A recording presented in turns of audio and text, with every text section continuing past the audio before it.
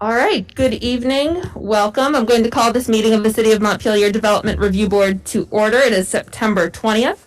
We're starting around 7 p.m. My name is Kate McCarthy. I'm the chair of the Development Review Board. And next what I'll do is I'll introduce the other members. To my right, we have Kevin O'Connell. Thanks, Kevin. And then I'll read through the names of the folks on the screen so you know who's who. And I'll let them introduce themselves. Abby.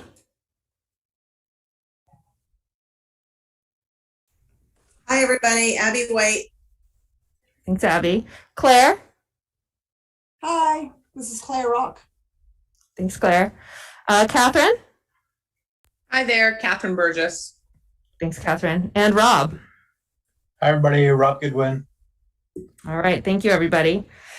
What we will do next is I will turn to Meredith to review the remote meeting procedures and process. All right, I'm going to be sharing my screen. This is largely for people. Could you sign in at the sign-in sheet? That would be great. Thank you.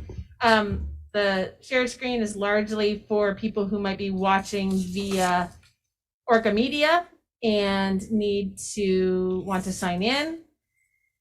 But if everybody else is on remotely and hasn't attended remotely before can listen, that would be great, because this will give you some pointers on how we handle these hybrid meetings right now. For those of you viewing this meeting via ORCA Media, you can participate in tonight's meeting via the Zoom platform by using this link here on your screen. Alternatively, you can call in at this number and use this meeting ID to sign in. If anyone has problems accessing the meeting, please email me. I'll be monitoring my email throughout the meeting. For those attending via Zoom, turning on your video is optional. For everyone attending, please keep your microphone on mute when you're not speaking. This will help reduce background noise. I'm just going to take a quick peek and make sure we don't have anybody. No, everybody's on Zoom. Nobody's calling in.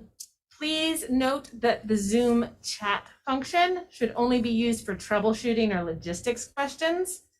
If you have a question or a comment about an item on the agenda, please raise your hand. This is for those in the room as well. And if you're on Zoom, you can do that physically if we can see you, or there's a raise hand button on your toolbar.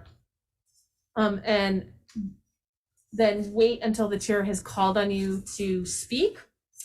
And for everybody involved, once the chair has recognized someone to participate, someone who's a member of the public versus an applicant, please make sure to provide your full name and address for the record. And we ask that anyone commenting, please keep initial comments to about 2 minutes. The chair can definitely give you more time than that if needed. Note that because we have publicized this, notice this as a meeting that can be accessed remotely. If I get notice via my email that there's a member of the public who cannot get in, and I work with them and they still can't get in, the meeting will have to be continued to a time and place certain.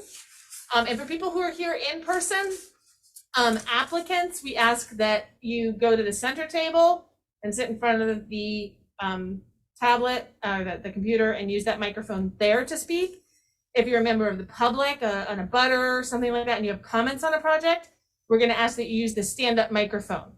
And for all the microphones, please make sure you're close to the microphone, both so that people who are watching remotely right now can hear, but also so that our recording secretary can hear you clearly when she takes down the minutes after the meeting. All right, I'm going to now hand the meeting back over to the chair.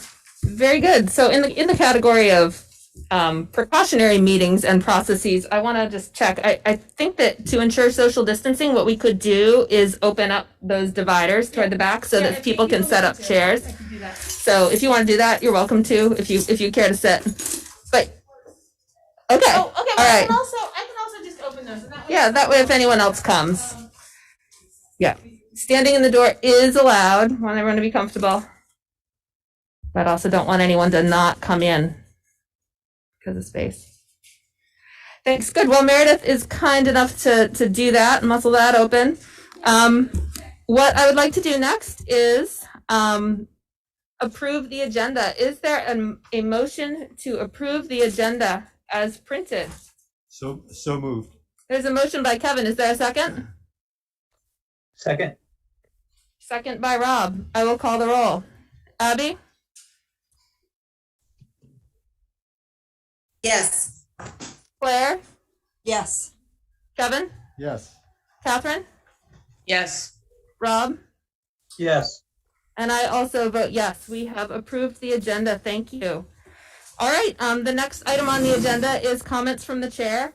And as I've done the past 3 meetings, I just want to thank you all in advance for your patience. We're continuing to adjust to this hybrid format. So we've done it a few times, but you know, we've been doing this for 18 months and we're still adjusting in a lot of ways. So thanks everybody for being flexible, and thanks especially to staff, ORCA media staff, who are making this possible, and thanks to everyone who's participating.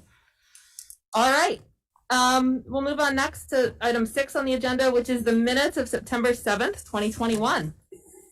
And in attendance were myself, Kevin, Rob, Abby, and Catherine. So we do have enough people to vote on the minutes.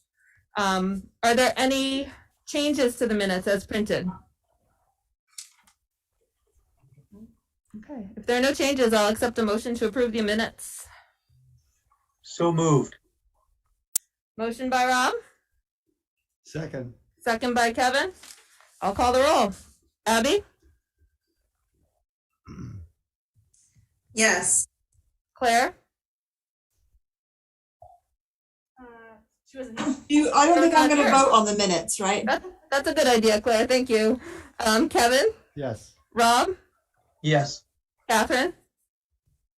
Yes. And I vote yes as well. Thank you. We've approved the minutes of September 7th. And I didn't mention earlier, but we do all the votes by roll because we're in this hybrid format. It helps keep it clean. Great. All right, we're going to move on to our first item of business, which is 101 Northfield Street. And what we're doing is a sketch plan review of a 2-lot subdivision. So before you come to the table, I'll just explain for anyone who's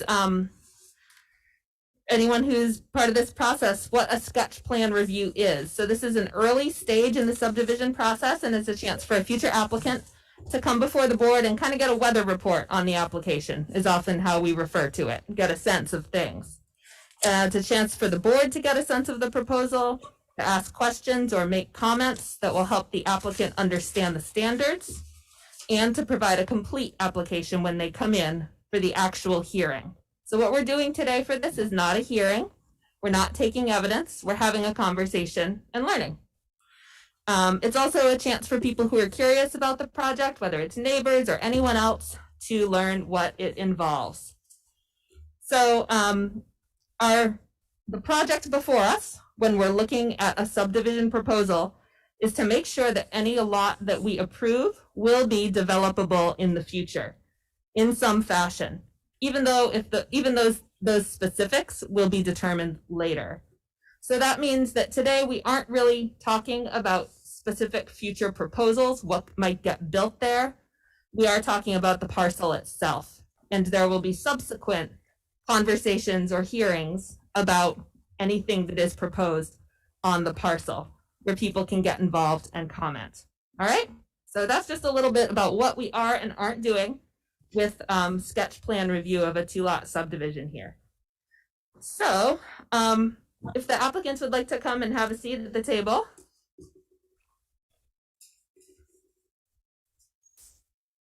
There you go, perfect.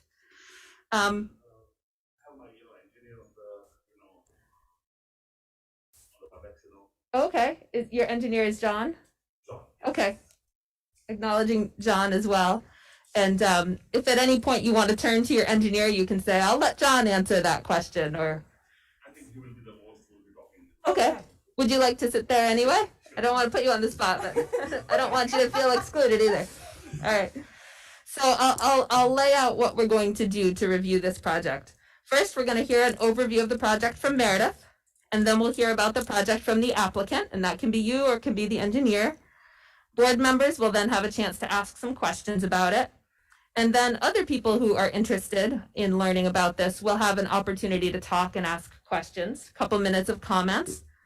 And then the board will be able to ask follow-up questions. And from there, you will have a sense of our understanding of the project, things that need more clarity, and just a preliminary read on how it does or doesn't meet the standards.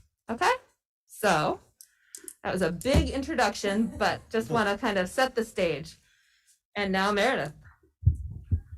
All right, thank you, Kate.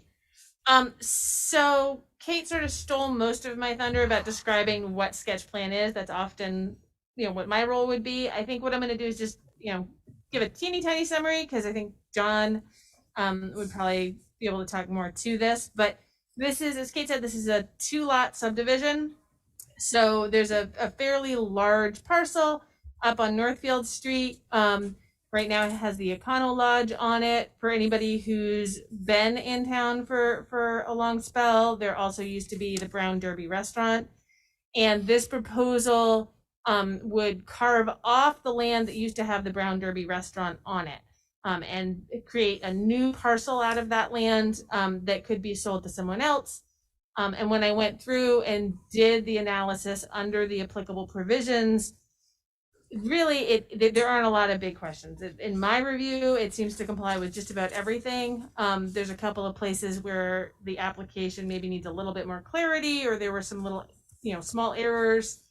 The only real question I highlighted in here was that we need to make sure, when you do a subdivision, you need to make sure that all of the parcels that are resulting are compliant with the regulations. You aren't creating a situation where one of the parcels no longer conforms to the requirements.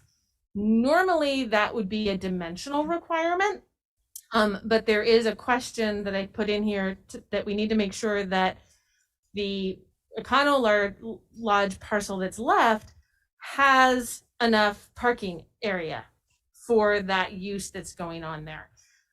Because some of the land that's being carved off, even if it's not officially used as parking for the Econo Lodge, is like a gravelled, it looks like a parking area. So we just need to make sure that what's left for the Econo Lodge provides enough room for all the parking that's required for all the different rooms that are in the Econo Lodge. And that's not something that has to be answered tonight. That can be answered in the final application. But that was really the only little flag, like a yellow flag. It's not even, not even an orange or red flag that I found. But board members might have other questions. Very That's good. what I've got. Thanks. And I'm sorry, I didn't give you a chance to introduce yourself. I'm interested.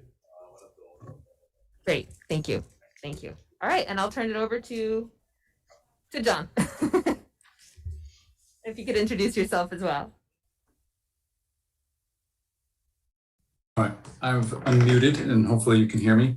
Yes. My name is John Spagdis with DeWolf Engineering, engineer for Anil Sakdev, who is present at the center table this evening. Should I share my screen and put a plan up? Is that possible, or? That's completely possible. That would be great. Would that be helpful? Okay. Sure, go right ahead. Now, let's see if I can get something useful up. So probably the best thing to share is this right now, which is everybody seeing an ortho photo plan. So I wish it was a little bit clearer, and I don't know how well you could see this, but this is the entire parcel boundary, which is approximately 5.5 acres or so. Or I believe it's actually 5.7 acres. And this linear wing-shaped structure is the existing Econo Lodge motel, which Anil intends to continue operating on the parcel. And this is, you can see the parcel extends quite a ways down Northfield Street. And this is all quite steep slope in this area of the parcel. But over here is the area where the Brown Derby used to be, and that the time of this ortho photo was somewhat unfortunately was taken when I believe it was Du Bois Construction was using this as a staging yard for work they were doing on Northfield Street. So you can see piles of gravel and various materials. As you know, that's all been cleaned up now, and it's really just a level grassed area here. And there is existing gravel or paved drive out in the back where there used to be another linear building up in here many years ago. So at any rate, the proposal before you is basically this subdivision line, this proposed subdivision line to separate off this 1.4 acres from the entire 5.7, leaving this as the existing hotel with the existing parking in front and to the side. And I'm going to ask Anil to help me out here, but it's my understanding there's something on the order of 42 or 43 rooms in the hotel. And I believe the count of spaces out here is roughly equivalent to that, somewhere in the 41, 42 range. I have not gone through and done, a count of these and labeled the spaces. I mean, that can come in the, at the next phase to be certain that there is adequate parking for the hotel, as Meredith mentioned. So I think I will. With that, I'll stop and ask Anil to clarify the number of rooms in the hotel. We have 42 rooms at the hotel. We have almost 41 to 42 parking spots. An existing parking spot, which doesn't go on the lot number 1. That doesn't So go that's on strictly there. to the lot number 2. Okay, so And those, I have a yeah. layout plan which Okay. I can share with you.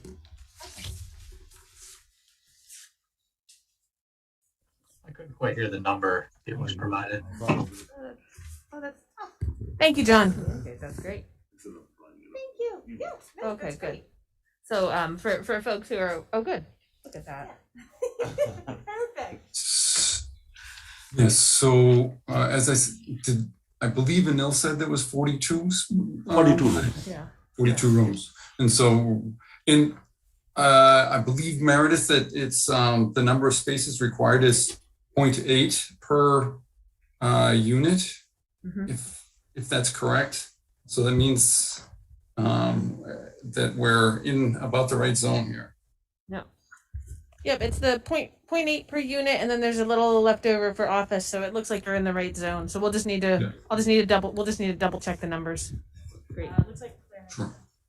Yeah, go ahead, Claire. Hi, yeah, I was just looking at this kind of sketch that's been provided and just had a question about the access onto this property. It looks like, and maybe this is a point of just clarification, when I look at the ortho, it looks like there's 2 access points. And I was just curious, based on that little sketch, is it envisioned that both of those would be utilized, or you would just be utilizing that one where the pointer finger is?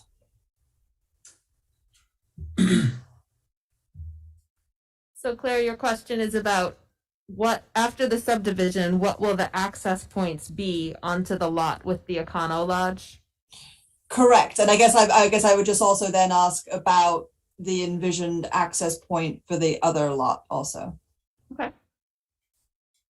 So I'll take the first stab at that. It's my understanding that these are existing access points, and the applicant has no intention to make any changes to any the existing access points or operation of the hotel. Intends to keep it operating as it currently is. I see that Anil appears to be shaking his head in agreement on that. Okay. Thank you. And then as far as the access for the proposed subdivided lot, there is an existing access point here onto Derby Drive. And there is existing access I think actually there is not an access point here, but it's my understanding that Anil's intention is not to develop the parcel in any way, but simply to make it available for sale, and not to preclude or predispose that the potential future developer of that lot to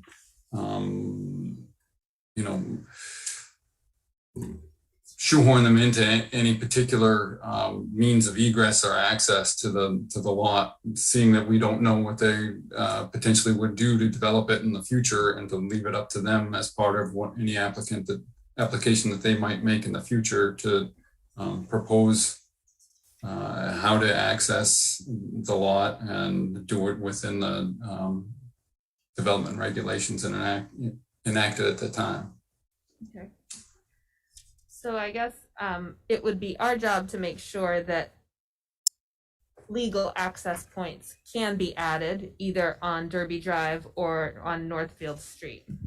Yeah, I mean, there is one on Derby Drive. So there is, There's a legal access point on Derby Drive.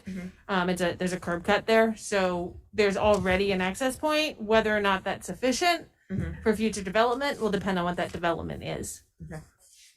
All right. Yeah. So No, I was just gonna say, there's an elevation change on that lot.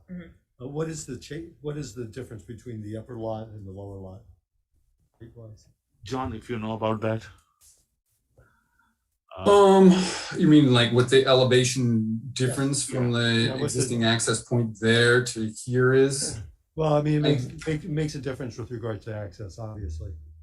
Sure, it does, and I don't have an exact number for you at this point, but I believe it's roughly a story, so it's roughly 8 to 10 feet higher at this location than it is, say, out near the intersection with Northfield Street. Okay, that's useful. Thank you. okay. Claire, do you still have your hand up, or is that left over, or a new hand? That's left over. Sorry. That's okay. Thank you. All right. Are there other questions from DRB members?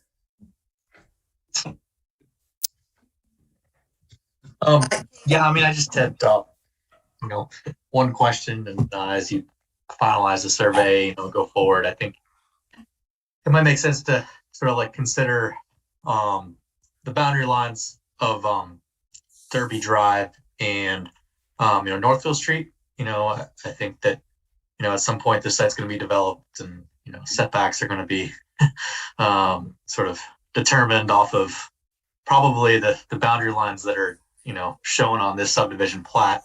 And it seems like right now the scope of the survey didn't really include much work into sort of figuring out where those were. I just can't say right now, given what would be exactly required by this board for the scope of that. But we just maybe I had a suggestion there that maybe that get looked into, or the note get revised on the current plan as to sort of like, what effort was made on that part. Thanks, Rob. That's very relevant. We've had a number of proposals that have come before us for development where it's been a little uncertain where the boundary line is, and then that really affects where the person can put the building on the parcel, and it really saves a lot of back and forth for the future developer when there's a solid survey. Am I elaborating appropriately there, Rob? Absolutely, yes. And I don't know. I just looked at it, and there may be not much information on those roads at all. But I don't know. I just read the plan, and it seemed like that maybe that because of the subdivision determination of those boundaries at this point was not in the scope. Yeah. So you summarize it well, Kate. Okay, great. Well, thanks, Rob. And Abby, do you have your hand up? You can go right ahead. Yes, I do. So I'm just curious if overflow parking has ever been needed on this this smaller lot? If there's been instance where that has been needed? Never. Okay. Thank you. You will. Thanks. All right. Other questions from board members? All right. John, if you wouldn't mind stopping the screen share, we can always come back to it if we need to, but I just want to sort of try to see people. All right, great. So at this point, I want to open it up to folks who may be here with questions of their own as neighbors. I know that we have Emma in attendance, and I don't know if Bethany is here to be heard on this application, but if folks would like to ask questions or make comments on this application who are not the applicant, could you sort of give me a sign?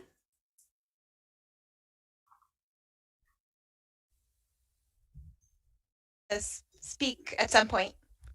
Yes. Yeah, that's Emma. There you go, Emma. You are welcome to speak now.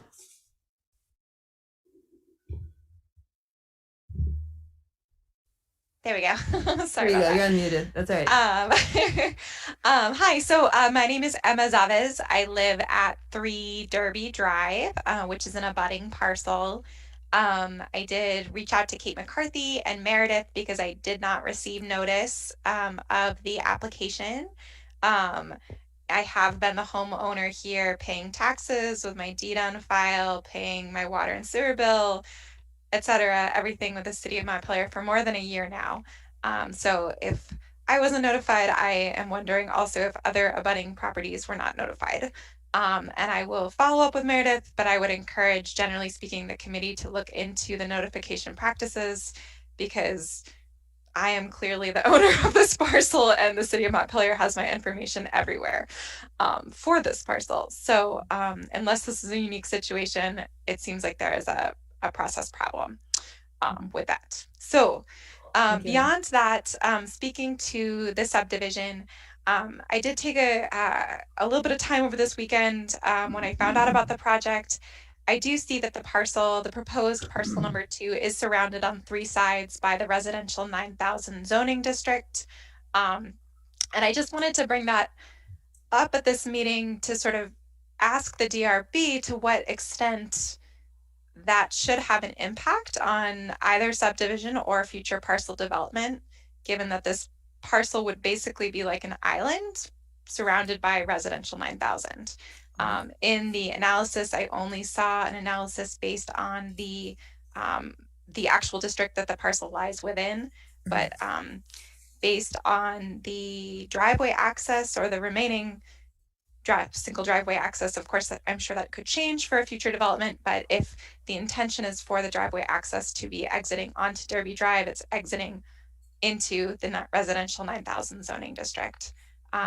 So I wanted to bring that up in hopes that the DRB will be considering the subdivision and future proposals in light of the fact that this is the residential 9,000 zoning district. There is a neighborhood of small family homes surrounding the parcel, and I hope that the quality and character of the residential 9,000 district will to some extent have an impact on the subdivision and future development of the parcel. I don't mean to suggest that it shouldn't be subdivided or it shouldn't be developed, etc. I just want to bring that to the attention of the board. And so when they are considering setbacks and things like access and that type of thing, really thinking about Derby Drive and the character of that residential area versus the character of exiting onto Northfield Street, etc. And let's see. Okay, I think that's my main issue of concern that I wanted to raise right now. Yeah. Thanks, Emma. Thank Kevin? you. Yeah, I just, this is a question for Meredith. Meredith, in the mixed-use residential, what's the density that's allowed? Density? Yeah, I mean, So- how many per square feet? So mixed use residential, density is 1 dwelling unit per each 1,500 square feet Okay. of parcel area.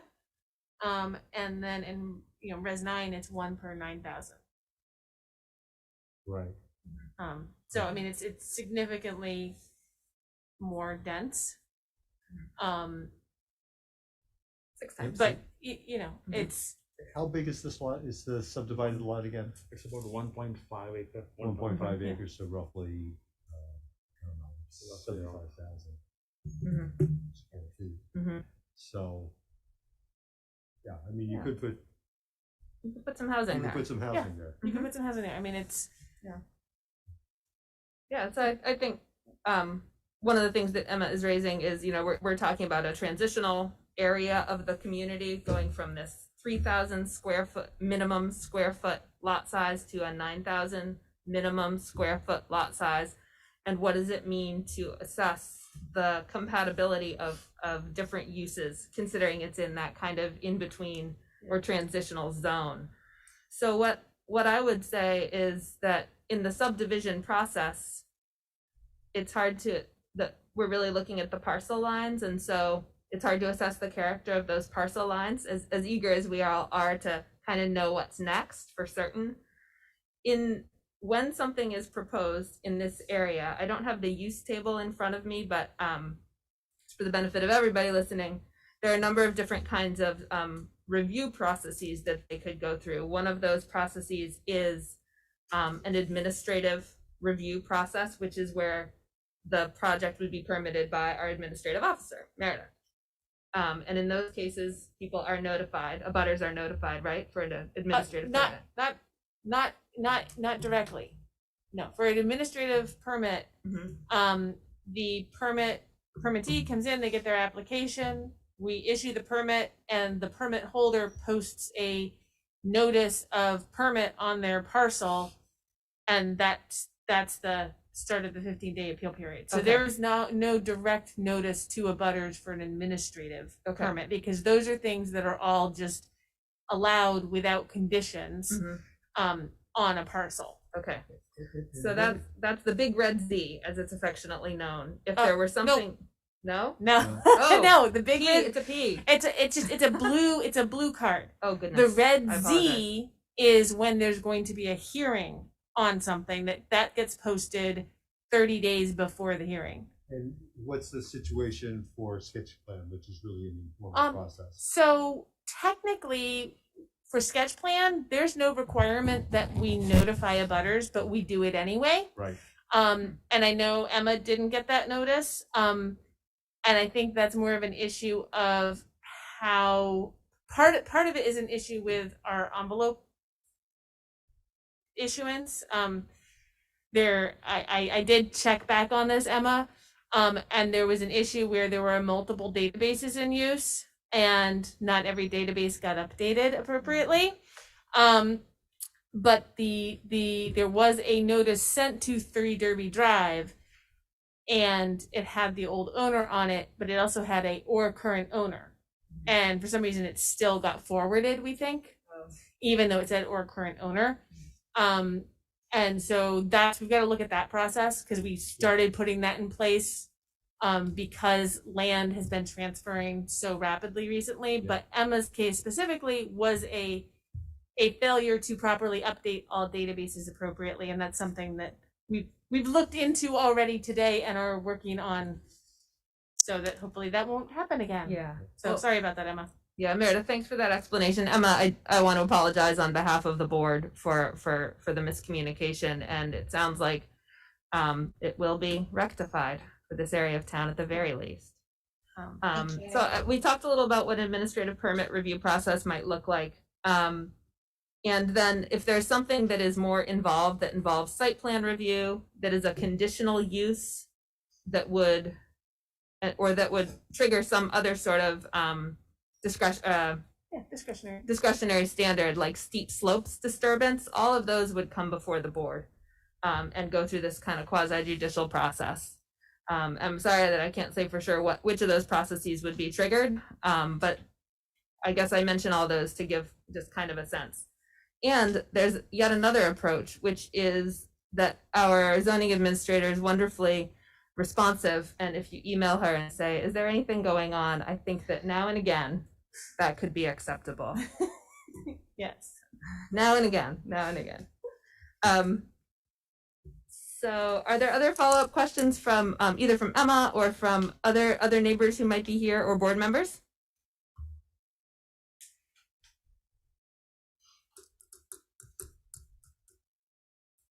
Claire has her hand up. Claire, go ahead. I'm going to put my hand down right now, so I'll remember. There we go. Okay. There's been some discussion, I think, and I raised the question, and I think it kind of piggybacks on the neighbors' inquiry about the access to that lot. I think it'll be informative to better understand the kind of the parameters of the existing access onto Derby Drive and whether an access can be made onto Route 12. And I believe that if that lot was to go through site plan, it would necessitate a Section 1111 permit from the Agency of Transportation on a state highway. Is that? No, it might still be a town highway. Nope, it's still there's only one little stretch within the city of Montpelier that is technically a state highway, even though that's Route 12. And Okay. that's over by access to the interstate. The city actually has jurisdiction over all the other Okay. roads. Okay. But I think it would be helpful to help get some more information to understand if an access can be on Route 12 or if they are limited to the Derby Drive access and having that on the subdivision plat. And I guess a clarification that the lot would not be utilizing any type of easement where they would cross onto the motel property and use one of those access points. I think having more clarity and information on that would be helpful. Yeah.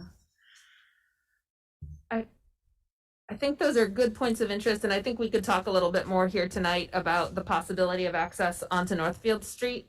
I feel like some of those further details about agreements between what would in the future be two property owners would need to be discussed when there are two property owners and when there's a specific use in mind. I don't know that we have it within our authority and the standards of the regulations to say that something should or shouldn't happen on the parcel in the subdivision process. But tell me if that's not what you meant. No, I think I agree that we don't want to be kind of dictating or directing, future uses, as that is going to be kind of part of that process. But I think having information about the current legal accesses would be helpful, so that in the event of the site being developed, there weren't any kind of surprises by the future owner of now they're kind of restricted in their usage because of the access component. Okay. I think that would certainly be advisable for anyone who wants to make a marketable parcel to someone to have those pieces of information handy. Whether or not they go on the site plan, I think is a different question. But what if we talk a little bit now about access onto Northfield Street? Is this something you've analyzed in the driveway distancing criteria, Meredith? I didn't analyze this in here. I think that if for the final application, for the short answer would be for John to look, and he could run it by me, whether or not there is a point on the frontage of Northfield Street for this new parcel where a driveway could be put that's compliant with the spacing requirements.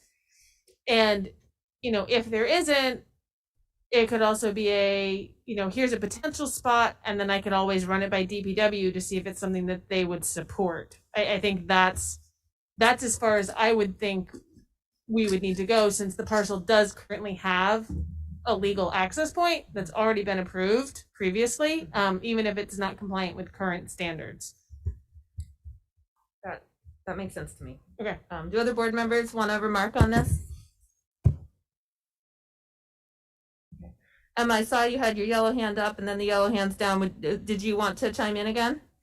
Yeah, I just wanted to, I might have already said this in so many words, but I guess I just want to emphasize that, like a few cars coming in and out of the Derby access point probably would not be a big deal and would be in character with the residential nature of the neighborhood.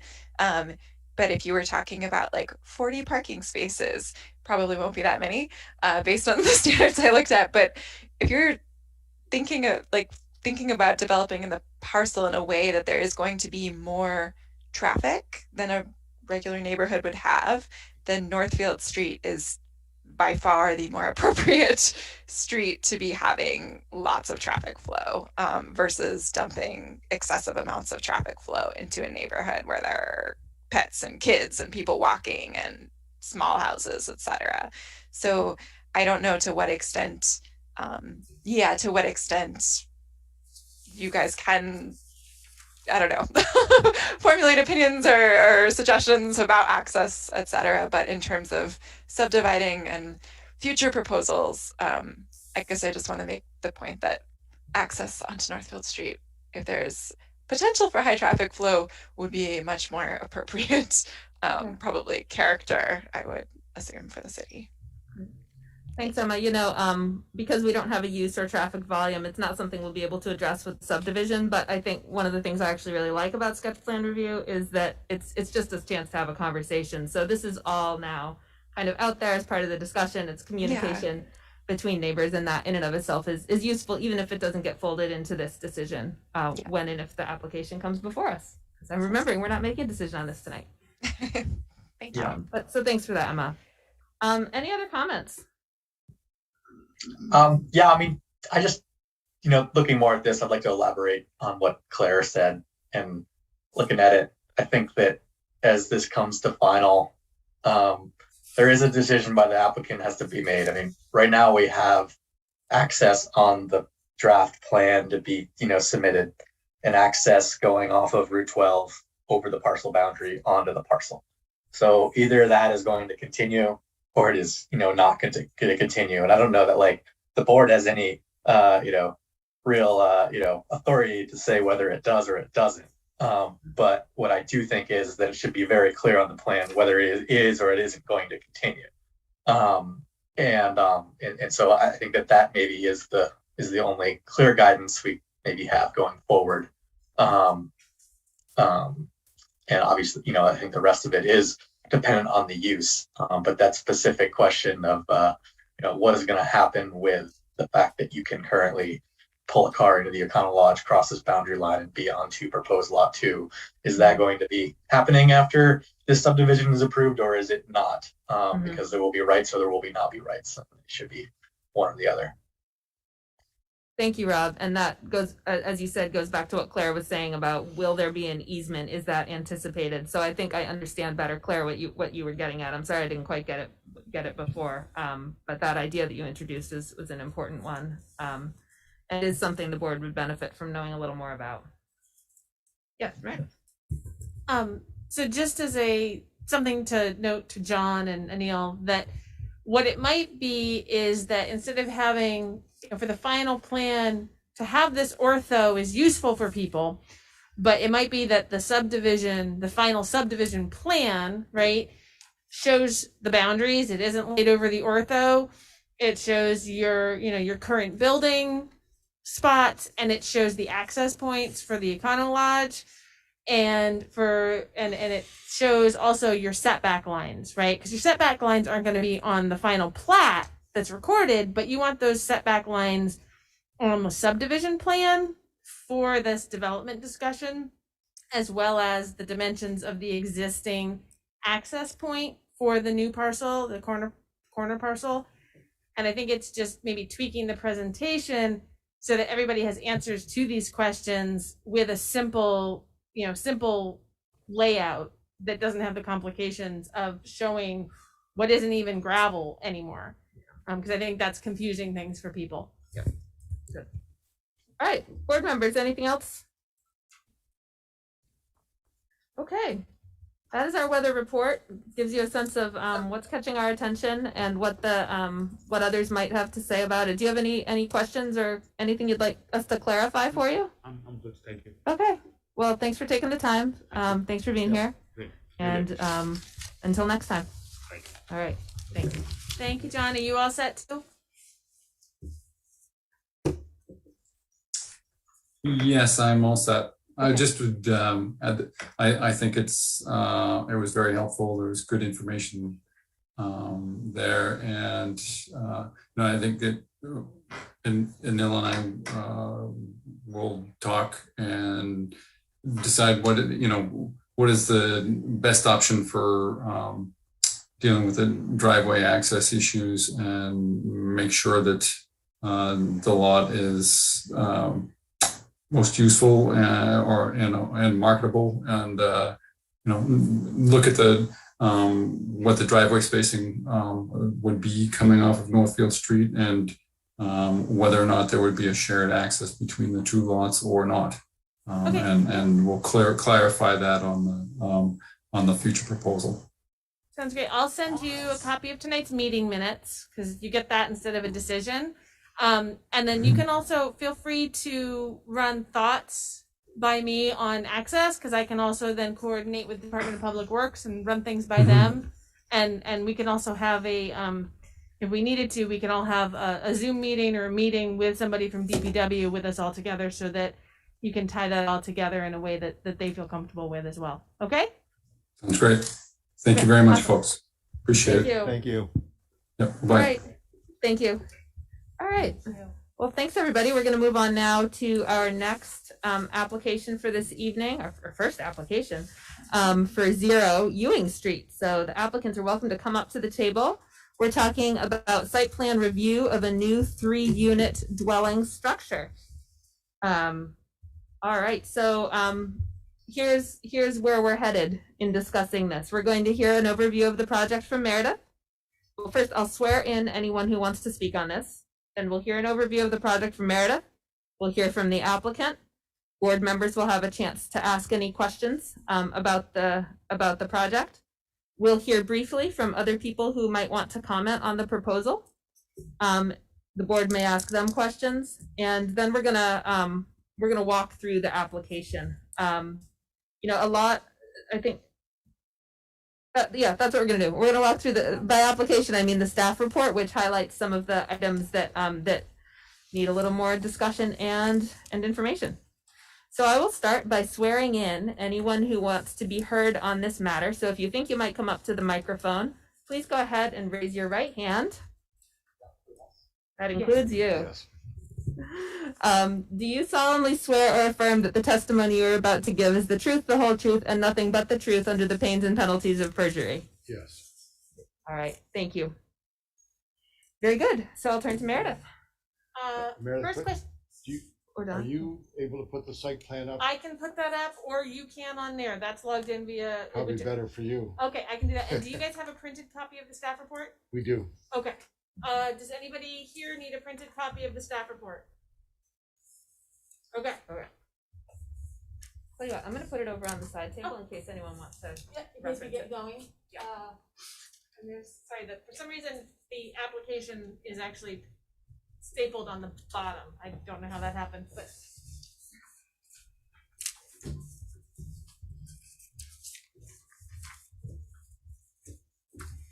Okay.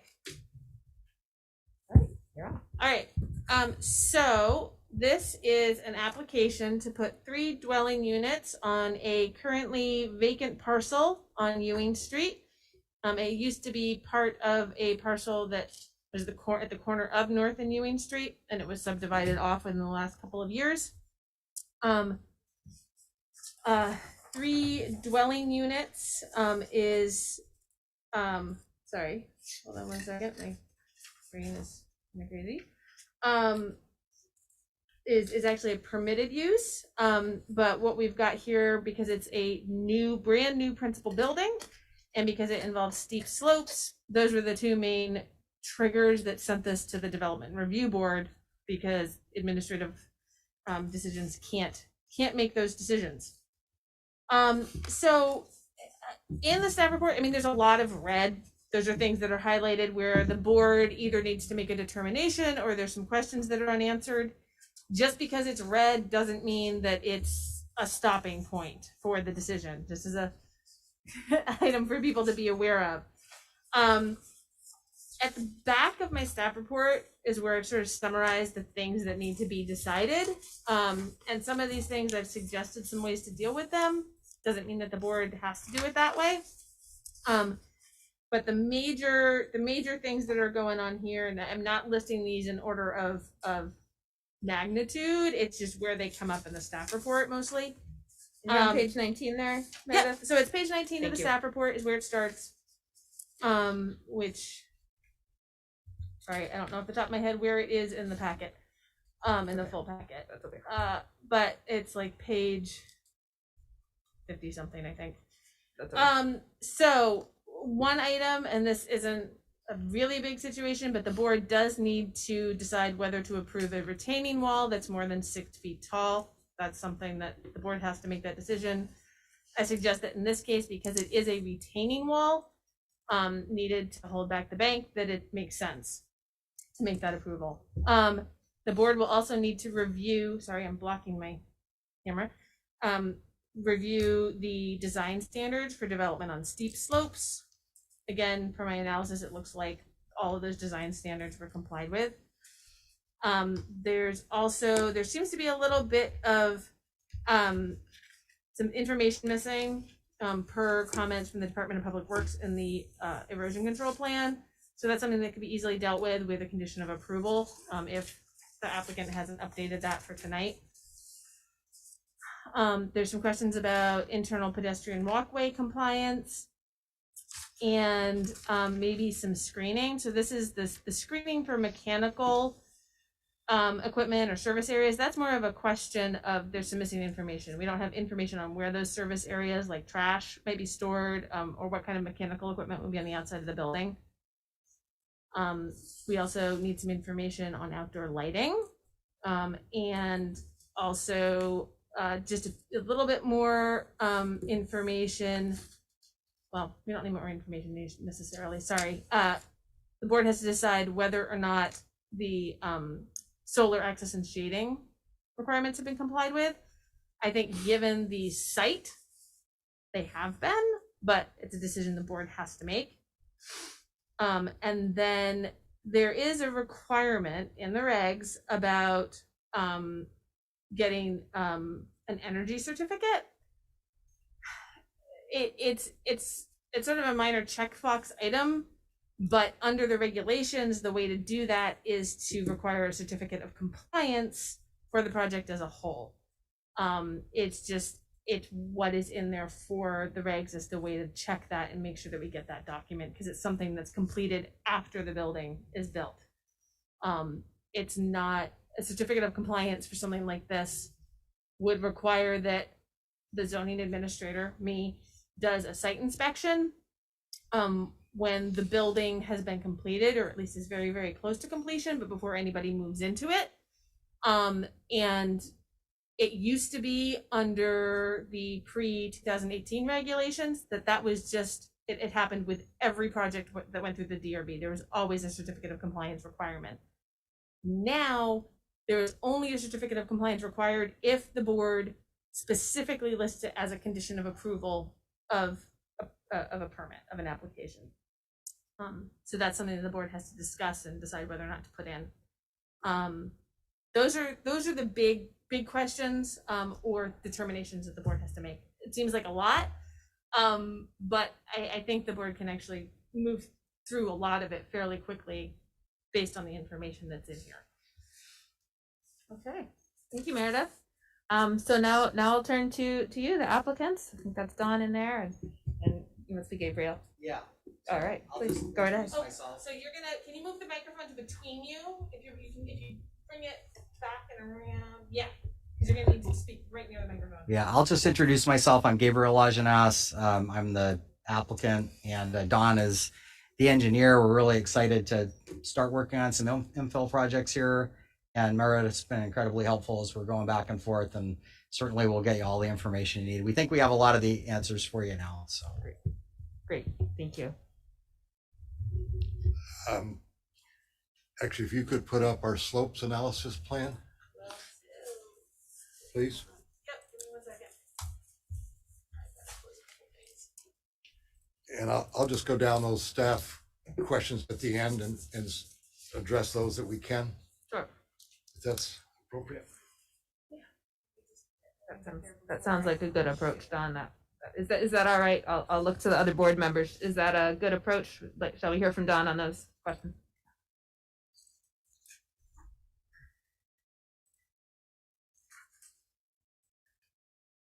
And do you want me to turn off the light so you can see that, or you should be able to see it on that screen too, right in front of you? I think this one is light enough that we can leave the lights on. The other picture we looked Yeah, at was a little agreed. dark. Thanks.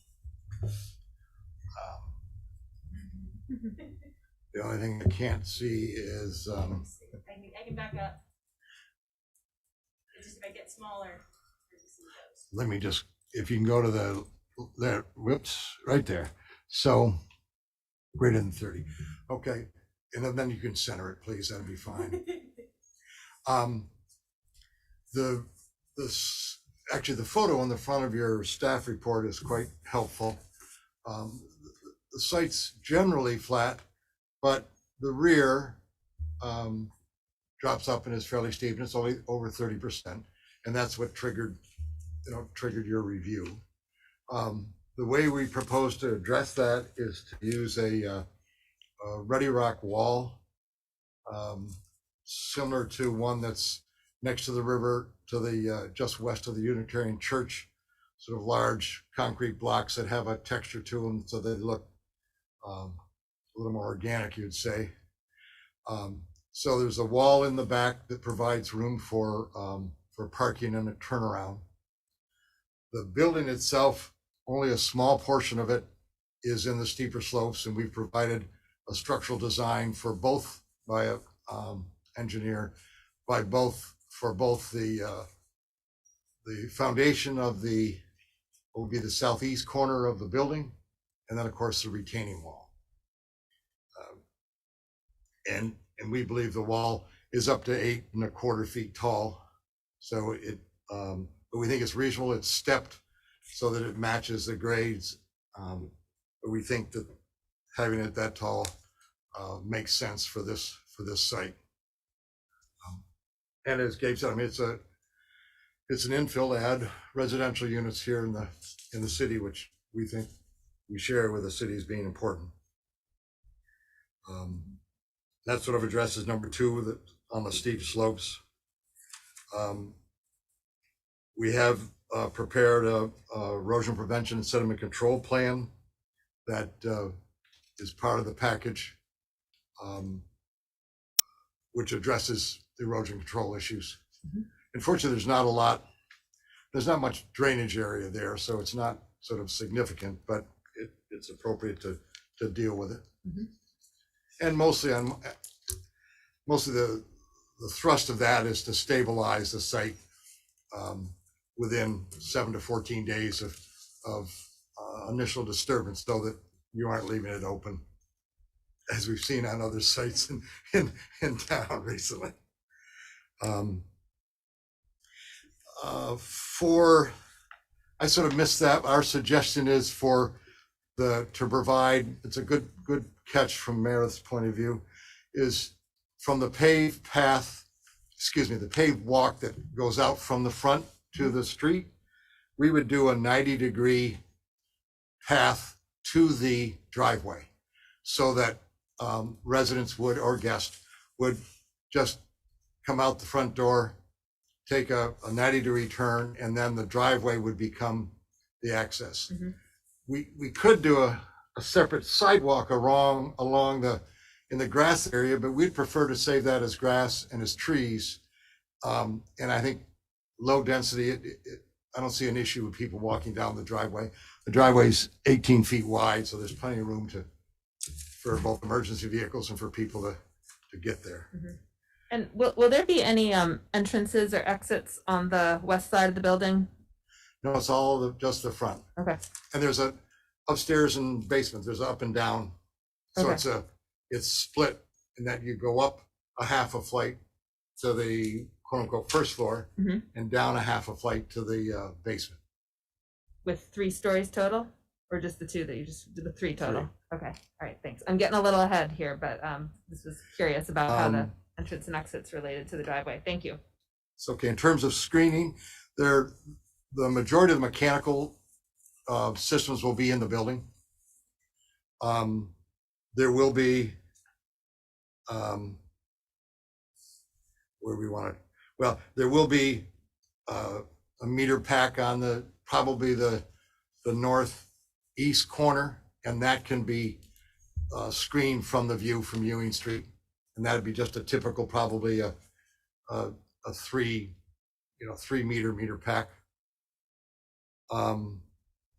What we'd like to do with, not to have a dumpster, but in the vicinity on sort of toward the rear of the building, there's room near the bike rack, sort of next to the bike rack, and along the back of the building, to put 6 typical totes that you'd use. We assume there'd be 3 for, 1 for each unit, but 3 for waste and 3 for recycling. And I think that addresses that. And we would not, since most of them can be behind the building, we wouldn't recommend any screening for that. We've got trees along that area anyway. That would break up the view. So I think that's a reasonable way to place those, a reasonable place. Outdoor lighting, we may have misinterpreted that in the ordinance. What we can say is, one, that we'll get a lighting plan by a lighting specialist, but obviously there'll be limited side-mounted, downcast screen lights along primarily the west side of the building. Although for security, we'll probably need some on both. Well, and the porch, there'll be lights underneath the porch roof, and then some limited lights on both the east and the rear, the south, just for security purposes, but all downturned and screened. I think we agree with Meredith. The solar's, it's not a great place for solar, unfortunately, but it's a flat roof, right? Yeah, so there is a potential to be able to put roof-mounted units to get some solar gain. I mean, it is right north-south, so you could get some that way. Well, then the certificate of compliance would be related to the stretch code, and that appropriately would be part of your issuance of a occupancy permit, subject to your review. And I think that, let me see if they're, at the moment, there's a question about the driveway. We propose the driveway be gravel at this point. Talk about the walk.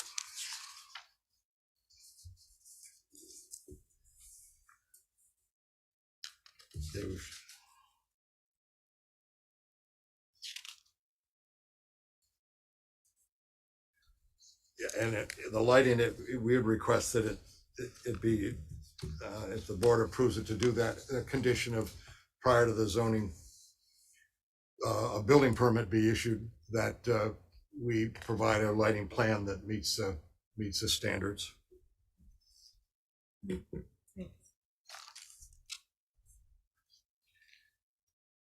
And I believe that hits all of those questions that Meredith had brought up just in the process. Just Great. for fundamental question, the structure that I see here at the beginning of the staff report, that's not being torn down. That's remaining, right? Oh no, that's the neighbor. That's the neighbor. That's the Okay. neighbor. That was Okay.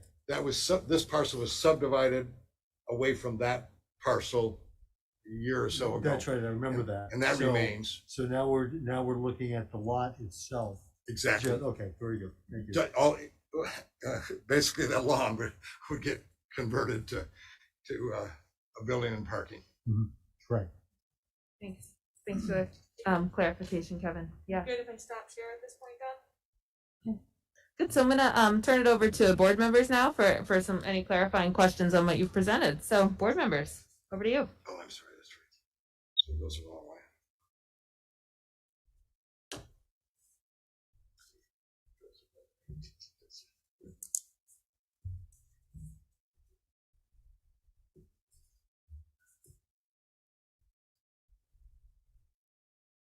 Stunned into silence. Give it some thought, maybe unmuting. Yeah, I don't know. Could you just run through your landscaping and screening plan? I know that it was a specific condition of the subdivision approval. So if you could just maybe explain into the record your If take on Meredith, that. please put that up. We have a landscape plan done by this superb landscape designer from here in Montpelier, who also happens to be my wife. And basically a number of large trees, one in the front, and then several along the west side, and then some lower shrub, small trees in the front on both sides of the walk, and then some medium-sized trees along the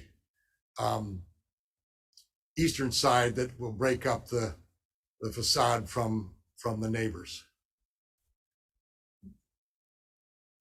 And talking about landscaping reminds me to ask Meredith, we often include a condition that all plantings shall be maintained in a viable and pretty condition or something Yeah, like I that. mean, it doesn't even have to be an explicit condition anymore. It's just a requirement in that section of the regulations that anything that is planted as part of compliance with the landscaping regulations has to be maintained, and if it dies, it needs to be replaced.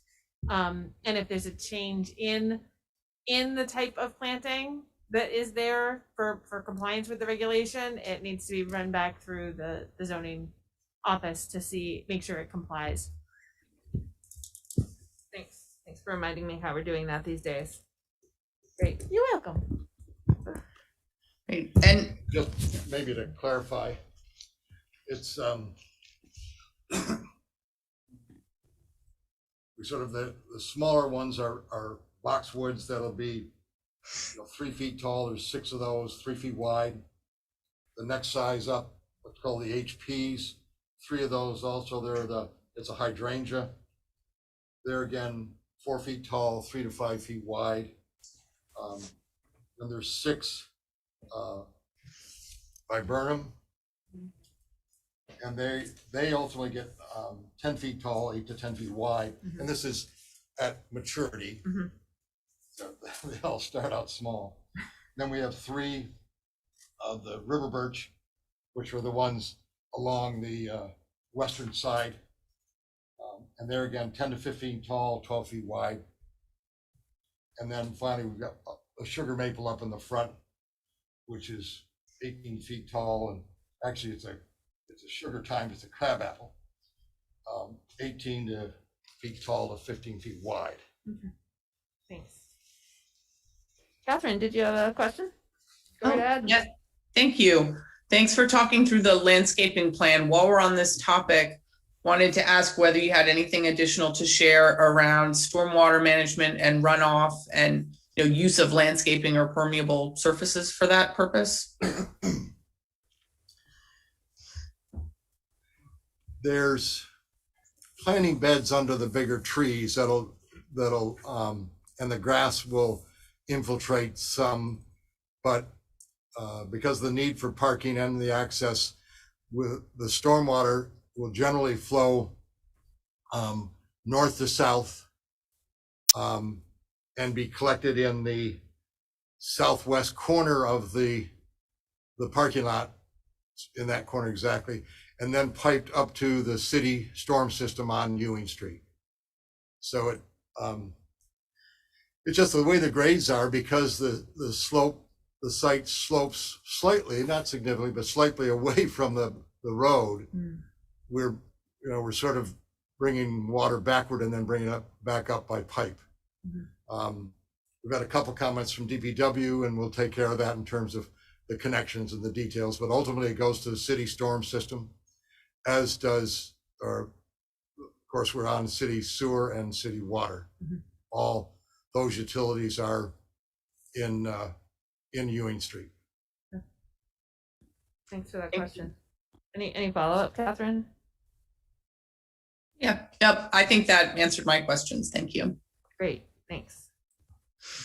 I guess I just have one one follow-up. So like what type of grades do you have at the base of that retaining wall to, make sure there's no ponding at the end of the driveway before it goes into the catch basin? Well, again, we have a slight grade there. It's paved, or it's gravel, so you don't need much of a grade, but it slopes from the building itself, the turnaround, toward the southwest corner. So we have spot elevations there along the toe of the wall, so that flow will go to that catch basin. Okay. And I also have a question about the stormwater flowing from the adjacent property that's uphill, and kind of how that interacts with the stormwater from the back of the property itself. I don't think we'll get much, but I think what will come, it'll flow along the eastern side of the building to the south, and then would end up in our system. It would flow along the front face of that wall, around the corner of the building, the front face of the wall to our storm drain. It looks like there's a small, from the photograph, like a small retaining wall there now. Is that, or just I don't know the proper term. Is there any? Well, there's needs a to be rock. There's a rock wall shown on the picture. Is that what you're talking about, Abby? That's got to be it. Hold on. Yep. I'm talking about. Put it back up for a second.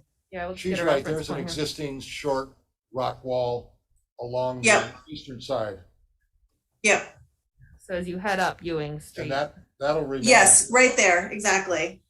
That can remain. Okay, and that doesn't need to be reinforced or shored up or anything. I don't believe so. I mean, we're going to stay away from it. Hopefully not damage it in the process. There'll be some interruption with it with the plantings, just so we can get planting areas, but it's pretty small, so I don't think we need to worry about its stability. And for those who are here with questions or concerns, I'm going to turn it over in just a couple minutes, so we can continue talking about this and anything else at that point too. And just a reminder that when you do have questions, the stand-up mic, that way everybody can hear you. All right. So, other questions from other board members? Okay, I have two that are coming to mind. One is more like a note than a concern. You mentioned six wheelie bins, 3 for recycling, 3 for rubbish, and depending on the ownership structure of this building, it may be required for, if there is a landlord, for that person to provide composting. So as you're thinking ahead about the amount of space that needs to be taken up, composting may be a factor. And then I had a question about the bike parking, which is whether it's covered bike parking or whether it's just out in the elements. It's in the elements. Okay. We aren't required to, or we're not likely to require covered bike parking, but as a enthusiast, I would share that people are much more likely to bike if they have safe covered parking. But having a bike rack is an excellent first step, and I commend the inclusion of that. And the really helps people bike if there's shade from the elements. So just a note on that. We have had people come, and I am not sure on the full internal layout here, but if there is any kind of like basement storage for other units in there, or if the whole basement is all one unit, I don't know. But sometimes that kind of internal storage for bikes or allowing that, sometimes that's helpful. You're welcome. I guess it is worthwhile to ask, will there be any sheds or storage on the property, or for people's toys? It is. You are. Yeah, great. Okay. Just curious. Thank you. All right. At this point, what I'd like to do is hear from folks who've got any questions or concerns. I'm going to, I think I'd like to start, if she's available, with Bethany. If she would like to speak, and if yeah, so, oh, sorry. They will need to be sworn in. what we've sworn. Yep. Yeah, we did. Oh, We swear, yeah. Okay. Yeah, and Bethany we was covered here for everything, that yeah. up front. Okay, She- very good. Yep, she came on. Yeah, thank you. That's a good reminder. I do sometimes forget. So what we'll do at this point, to allow people to be heard is, please take 2 or 3 minutes and share any questions or concerns that you have, or anything else that you just want further clarification on, with this project. And please identify your name and your address. So Bethany, please go right ahead. Hi, my name is Bethany Palmer. I live at 73 North Street. My property doesn't quite abut this, but abuts the lot that it was subdivided from. I actually was mostly just here to listen and hear about the plan a little bit more. My major concern right now is around drainage in that southwest, whatever corner that drain is in. As somebody who watches what the water does coming down off the hill, I'm worried about it needing to be piped without a pump back up to a higher level sewer, and what pooling of water will happen in that corner. If there's not the right, I'm not an engineer, so I do not know how water flows uphill, but I know it can. And so I think I am mostly concerned about the adequacy of that drainage system that's in place, because when there's bad drainage and when there's a lot of water, we're seeing it cut down through the corner of those properties and create some erosion along the way. Mm-hmm. I think, the whole lot becomes a parking lot or a building. It's a small lot. I'm all for increasing housing in Montpelier. I'm worried about the impact on the neighboring lot around plowing and what the snow removal will be if that driveway abuts the side of their property there. I don't know. That doesn't seem to be a DRB question, maybe, but a concern registered. And I think those are the two things that really stand out for me right away. The other question that I have is around what kind of housing stock we want in Montpelier. And my assumption from this plan is that each level is a condo. And that means that we have a basement condo in here, and it doesn't seem to have much lighting. I'm just worried about, what kind of housing do we want in Montpelier? And that doesn't seem like the kind of housing that we're really striving for, even though we do need housing. So I don't know if there's more information about the layout of the condos and the units within the condos and livability of those. Okay. Thanks, Bethany. So I hear drainage, I hear plowing, and I hear a little bit more about how the basement condo works and what its livability is like. And I think we're a small enough group that we can address those questions, and then we can go on to whoever else wants to talk. So on the drainage, the ground slopes, but the ground slopes up, the pipe slopes down.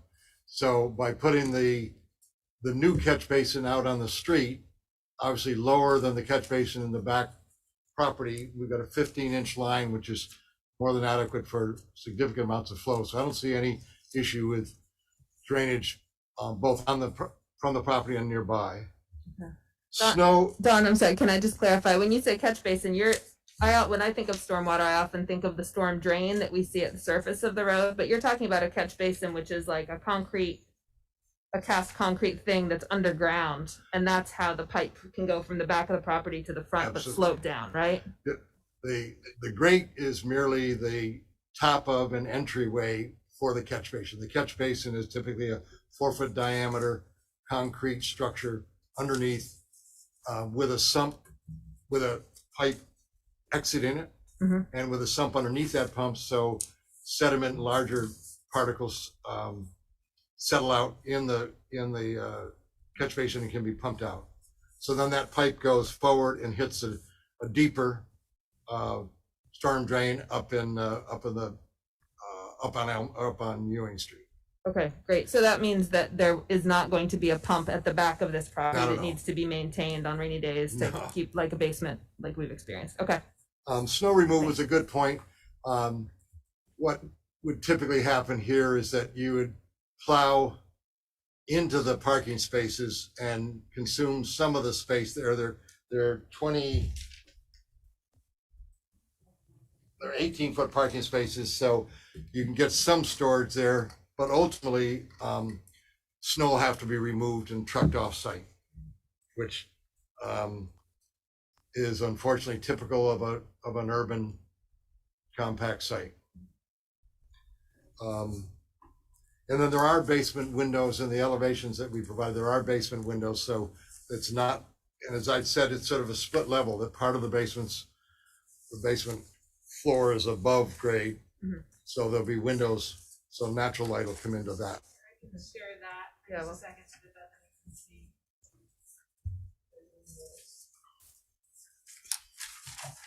I couldn't. This will be sorry, Don, this is about where the ceiling would be inside, right, for the basement? For the basement, and then And there's windows here and a window well. and a window well, so it catches more light. This is the front, so you go here and step down to get into the door. Yes. And then you've got, sorry, I had to let it load a little. It's not liking me right now. So you've got another window here, So that would And be the then- west side. 2 windows to the rear, Yes. And that's the south, but it's near a hill. Yeah. Okay. And I would just say, I think they're really cool little units. I mean, it's about 1,000 square feet for a 2-bedroom, 1 bath. And I think it's exactly the kind of housing that we need. You know, we'll see, the market will determine who lives there, if that people like them or not. But I think it's going to be really a beautiful addition and character with the neighborhood. Thanks. And Thanks for answering those. I have one more thing I'd love to just tack on one Sure. last question that I forgot. Thank you. My other concern was about, and again, I don't know if there's anything that can be done about this. You know, development happens, hillsides are disturbed, but there's two giant maples up on that hill. They're predominant in the neighborhood and very large, and actually worried about their root system that comes down that hill, and what that means for the health of these aged elderly trees that are on that hillside. Is there anything that can be done, precautions that can be taken around that, or is that just a potential hazard? I don't know the 2 trees specifically, but if you look at our site plan, only a very small portion of the retaining wall associated with the parking interferes with any of the tree line. And my sense is that those trees are back on the hill, and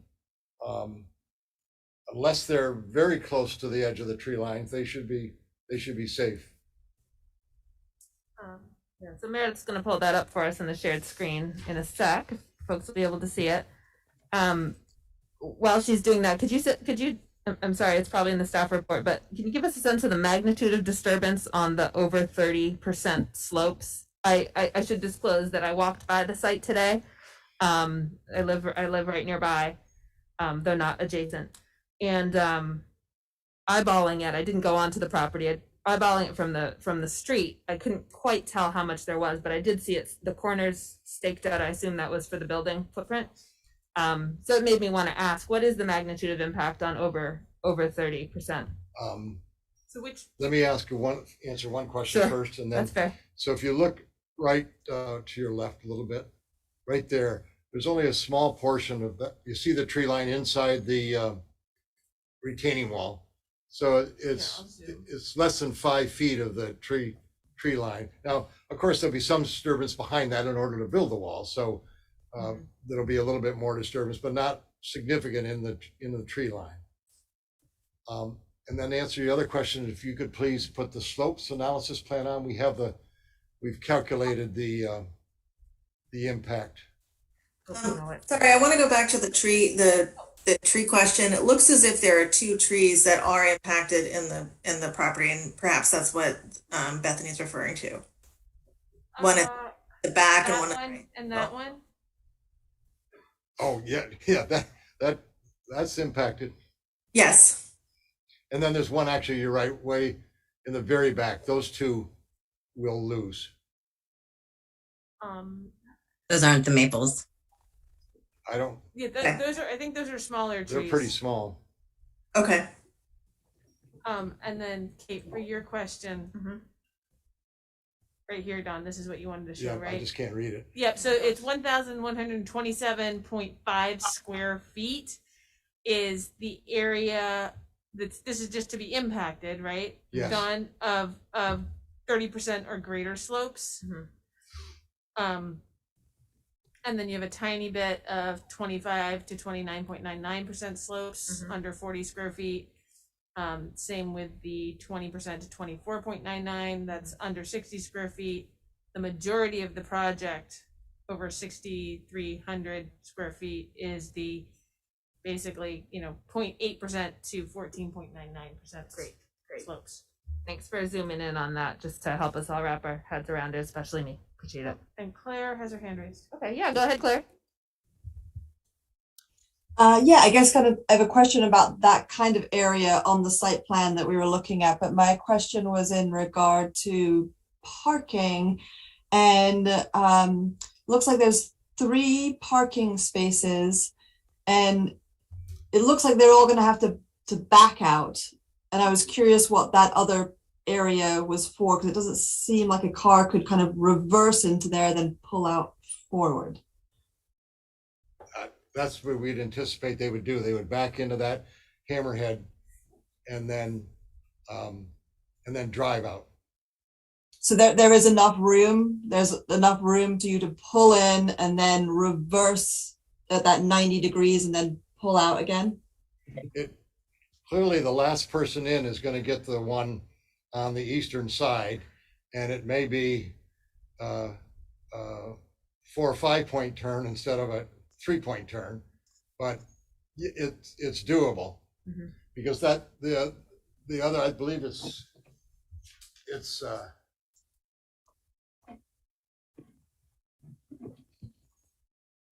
we've got about 15 feet in the hammerhead, so there's enough room to do it. But the car that parks on the inside, that they would have to kind of do some fancy turning to kind of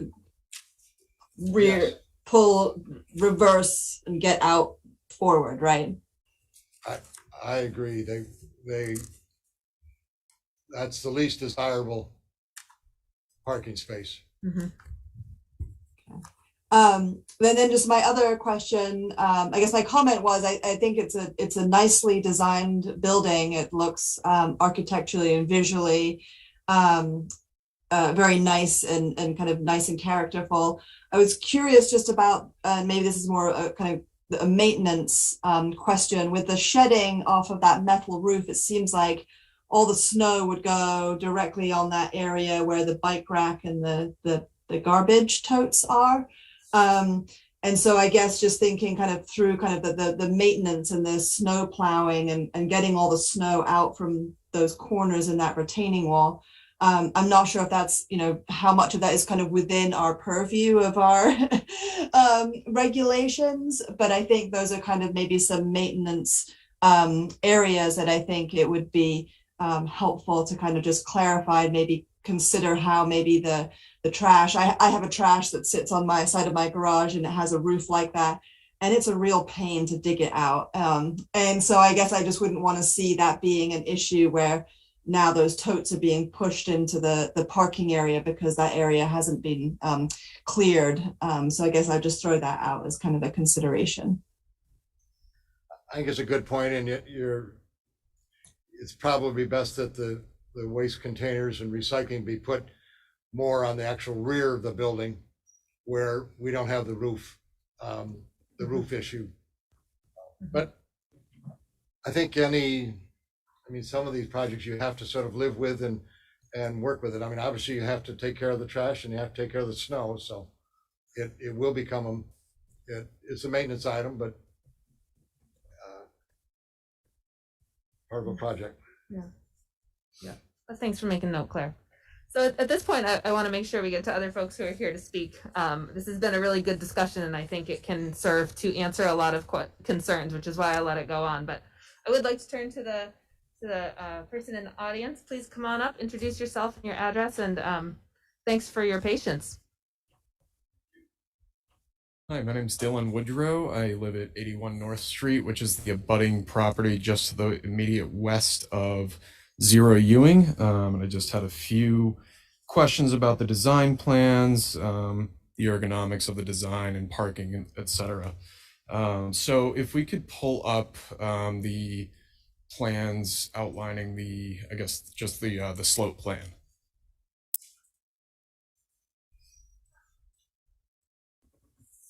And if you could scroll down to where it shows the access point of the driveways.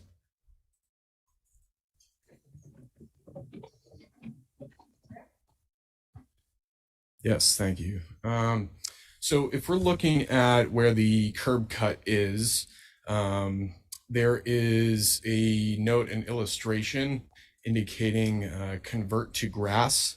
This is on my side of the driveway, and that's going to cause, okay, there. yeah, if you can see that there.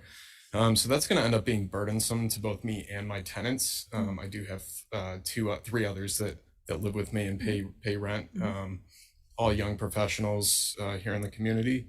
So I think that is going to restrict access to the driveway for us as we turn in from the west side coming up Ewing from North Street. So I would ask that be revised. All right, I'm just gonna get my bearings for your pointing that out. It says convert to grass at the access. Oh, okay, I didn't understand what you're saying. Oh. Okay, so but that's Currently it's an obtuse skirt at the curb cut, and this would narrow it to the point where it'd be difficult and burdensome for me and my tenants to access the drive. yeah, I'm just wondering. Sorry, I know that in the subdivision approval, there was a plan to narrow what was the then existing driveway on the North Street parcel.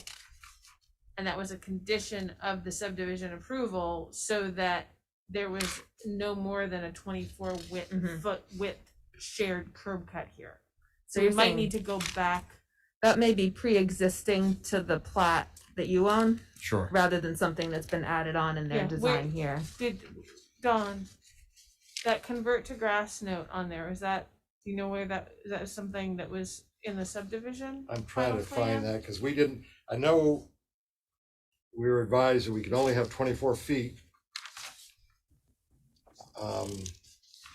And I have the findings from the original subdivision. I don't. No, I know it was a required 24. Well, we can discuss this some here if need be. I can run downstairs to get a copy of the final subdivision plat from my files if need be. We have no desire to do any more improvements than we need to. So, but we were trying to comply with the what was it? It's 2019 approval. Yeah. I'll still look at it. Maybe ask another question. I'll try to find that answer. Sure, thank you. Thanks for flagging it. Just continuing on with this this point here, is there any room for the board to approve an exception to keep the width of the driveway as is, or not include that addition, because that is going to be very burdensome for both me and my tenants? I feel like that would be a separate application. Or we'd need to go, The DPW. well, it's, question. but not if that convert to grass is something that is part of this application. It's actually, I didn't even notice that. I thought that was something from the underlying subdivision plat. So we need Because to we determine can't what it approve is. something for his No. parcel. Right. So if that's a change for your parcel, I missed that was being proposed for your parcel, because you would have to have signed off on this application. So that, it sounds like one of the things we need to know, if that is, whether that's a existing note that was supposed to have been done no matter what, or whether it got added on in this conversation. So Right. thank you, because It's a I good point. missed that completely. But That's on your parcel. Yeah, but it was a condition of it when this was, I don't know if you remember, if you're part of that conversation, but when it Sure. was divided into two, Sure. right before you bought it, probably, we looked at those driveways and wanted to make sure that it wasn't a great big wide driveway. Sure. And I think that would have been one of the conditions of the subdivision permit. Yeah. Right. Yeah. We don't want it to be a huge parking lot. Yeah, exactly. But it's my understanding that it's only initial, it's 12 feet of curb cut for each, as the Yeah. shared access point. Yeah. And then within that section, it does state initial access to the drive. I think that that's vague, and I was wondering if the board could provide a clearer definition as to what initial access to the drive means. How far from the access point down the drive is that access point shared? Like, how soon can you widen it? Can you open it up? Not again? how soon can it be widened, but how, you know, the tenants of this new development, how much access to that existing driveway do they have? Does that make sense? So going from the curb cut down the length of the drive, not width, but length. Oh, so how far back can they go? Correct. Into their new driveway? Right, because part of the it said that in the subdivision, but it was, my Right. attorney and I both found it vague. So we're Yeah. looking for a clearer definition about Fair. that. Yeah, fair. I'd have to look back at the subdivision decision, and I'd probably need Meredith's help to do that. Okay. So I'm afraid I can't answer that right now. How and when can I get more information on that? May I interrupt the yes. the findings, your decision of 2019 doesn't have a condition, but it says the Department of Public Works has requested the total curb cut width for shared access not exceed 24 feet. So that was what we were responding to. But you're right, we don't want to do improvements on your parcel. Sure. I believe what was prescribed or what was kind of detailed was that there would be an extension up Ewing Street of the drive. I don't see that as necessary to the successful access of the entry point. I think the problem was that unless there is an agreement between the owners of the two parcels, right? For shared use, each individual driveway needed to be at least 12 feet wide on the different parcels, right? The curb cut has to be a max of 24 feet. Once you get into the parcel, the driveways could separate if need be, right? But and this flows down from the Vermont transportation standards that we've had discussions with about recently when we had to talk about separating driveways. And so they're counted. It's counted as a shared driveway because they're either part of the same gravel surface, or there is less than 4 feet between them. And really here, this looks like it's considered to be a level surface. Is that right, Dawn? That this new driveway would be level with the one for 81 North Street? I mean, there's a slight slope, but Yeah, slight slope, but it's No, not like there's a clear No, they're change in grade or anything. no, You they're could- currently connected and Right. they're probably 34 feet. The whole thing's about 34 feet. Right. So in order to meet the max of 24, we were saying that the neighbors have to reduce to 12 and then we get 12. It's basically what it amounts to. Right. And so I'm not sure how else you deal with that. that was, I believe, hold on one second, I'm going to the conditions.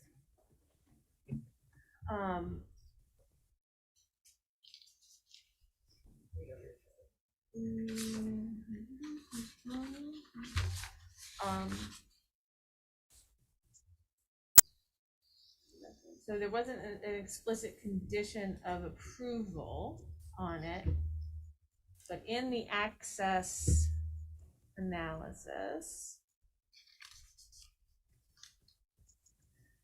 And I will say to do this right, it might take us a little more time than scrolling through Yeah. this. It may be, But so I just want to give Meredith a little breathing room. So she's diving right in. I think from our point of view, we maybe verbally amend our site plan to say that we'll have a 12-foot driveway starting at the upper side, and we won't address the parts of that aren't on our property. I mean, we can't. I shouldn't have probably drawn that in, other than we're trying to represent what DPW or what DPW had requested, what the last permit had issued. Yeah. So I'm feeling like I need to run downstairs. I don't know if we want to talk about this issue. I don't know if we want to talk about other things first or take a break while I do that or what. Because I honestly, I don't know if I am confusing that permit with a different one where we had somebody come in and they actually provided an updated plan that said that they would be adding curbing. Yeah, so let's, you want a copy of that decision? Or? I have the decision right here. Oh, I have okay. it up, but I need to go downstairs because after that decision, before we issued the subdivision permit, Okay. I almost think we might have gotten another document Oh, I see. from the original property, from the Okay. property owner at the subdivision time. Are we able to touch on a few other points? Yes, so what I'd like to do is sort of set this issue aside for now. This is why we're doing this, is to Sure. raise these issues. Sure. So this Thank is you. this all part of the process. Let's go through your other thoughts, and then we'll take a break. Meredith will see what she can find. If she can find it to resolve it, we'll do what we can. If she can't, we'll take time to get the additional information. But yeah, so please go ahead. Awesome. Okay, so my second point is around flooding and water collection. And Don, thank you for providing a detailed explanation about waterways and ways of mitigating flooding. That area does accumulate a lot of water, especially during the spring thaw and during big storms. That is the drainage for the hill that is Ewing Street. And so that piece of land accumulates a lot of water and helps to disperse it down into the groundwater ways. And then there's also an irrigation trench that has been dug by both myself and the owner, Mike Staub, of 3 Ewing. And so that's been maintained by myself and the owner of 3 Ewing. And so I see this affecting that drainage. So I'm sorry, the trench was installed on what property? On the property we're discussing? From 3 Ewing across the property that we're discussing at the base of the steep slope. Right at that joint between the base of the steep slope and the rest of the lawn is a large swale that also helps to mitigate flooding. My basement is primarily is dry 90% of the time, unless there is a lot of flooding and water entering the area. And I've done a lot to mitigate that. And so I do want to make sure that I run a business out of that is primarily, the operations are all down there. So I don't want to be in a situation where that's all flooded out. So I do want to make sure that there is adequate drainage for and I think that the retaining wall will probably divert a lot of the water around and then down between my property and Bethany's property. So that's a concern.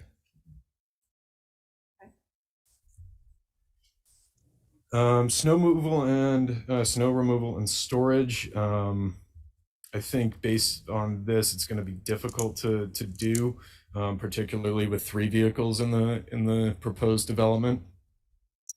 I think that with the sloped roof and the vegetation plans underneath that sloped roof, that there will be significant damage to the vegetation with snowfall.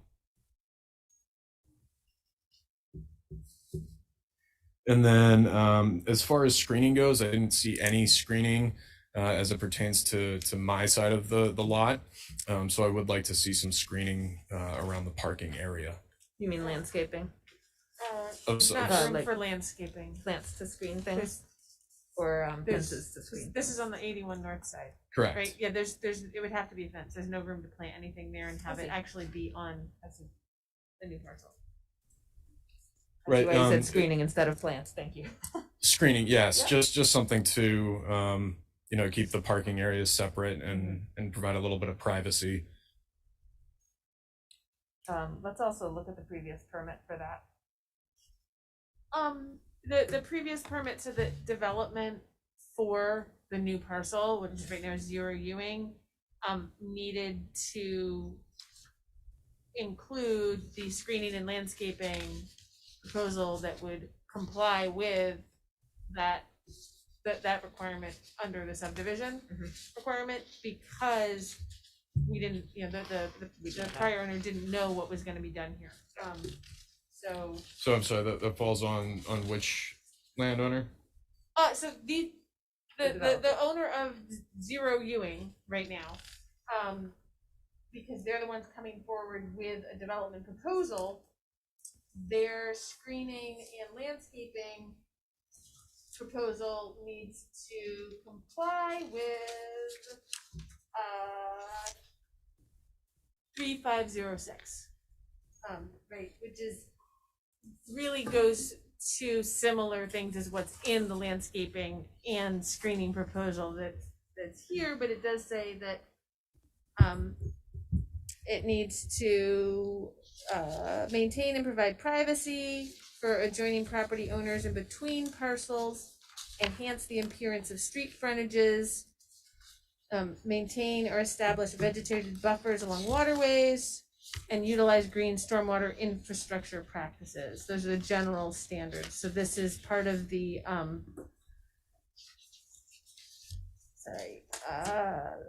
design and layout of necessary improvements section 35. Right, and so that is sort of a more general landscaping and screening standard, but the reason we impose that at the subdivision standard is because maybe somebody could have come with just a 2-unit development that wouldn't go through DRB and wouldn't trigger site plan. But this is 3 units, so it does trigger site plan. So we have the very specific landscaping and screening standards. Sure. So they're similar. Has a fence been flagged as a need or contemplated? I haven't, but that's why we have neighbors here. Absolutely. Good. Sure. So we're gonna come back to that when we go through. Well, maybe you want to say one more thing, and then I'd like to hear from the applicant about some screening. I looking at the plans, I love the types of vegetation that have been recommended by the design applicant. Perhaps we could accomplish 2 different things here. Protect the vegetation from snowfall off the roof by potentially sliding the vegetation over in between the 2 parcels, allowing a little bit more driveway access, a little bit closer to the building, a little bit farther, and just be able to use vegetation as screening in between the 2 properties. I'm a little reluctant to redesign the project on fly. I hear your just a recommendation for the suggestion, designer. so I'll let you. There you go. Delivered. I want to ask Don and Gabriel, has a fence to screen the parking or the driveway area been contemplated in service of the design and layout of necessary improvement standards? We had talked about it. I don't think there's any issue along where the parking area is. The reality is the subdivision is done on the shared driveway, and so there's when it was done, it was known there wasn't going to be a ton of privacy in that space. So but certainly we can, we'll do the best. So if I could counter, the subdivision prescribed shared access, not a shared drive. Right, so a shared curb cut, right? So that the beginning will be, there has to be that shared, and then you can split if there's room. But that does mean that if it starts there, it's not like you can put the house on too far over to the right. Sure. But yeah, no, that's a good point. It is the I would just beginning say, part. as the lot is, it'd be almost impossible to find anything that would not have the situation. We will So what would prevent tenants of Zero Ewing from driving on my property. Part of the problem is your driveway is on Gabe's property already. So we have a little bit of an issue that your private driveway is on lot 2, portions of it. So we maintain all vehicles within my property line, just simply due to weather and erosion and changes to water coming in and flooding out the driveway a little bit. That's pushed some of the dirt from the driveway onto Gabe's property, but we keep all our vehicles on our property completely.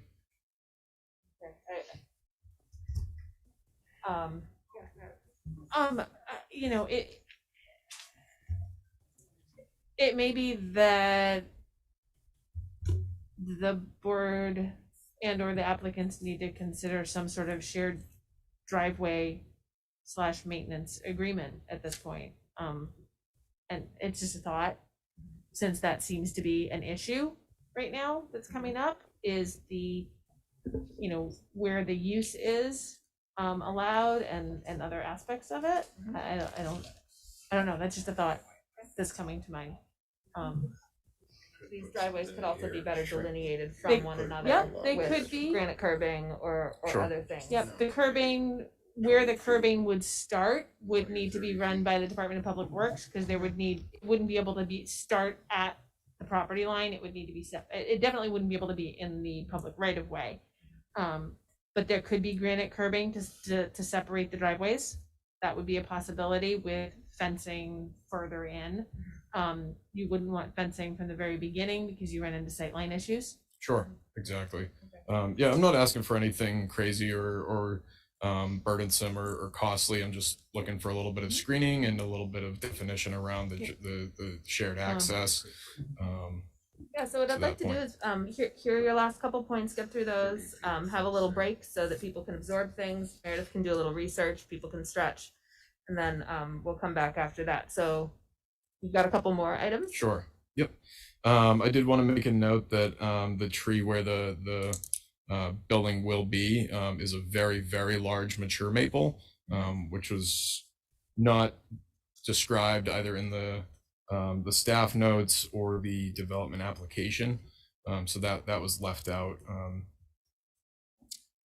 So I'd like to make a note It's of a that there. 15-inch maple, so that's not that large, It's pretty large. It's a big tree.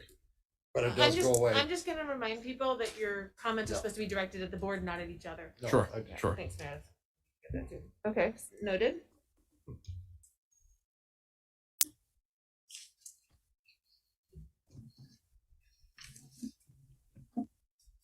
Bear with me just a moment.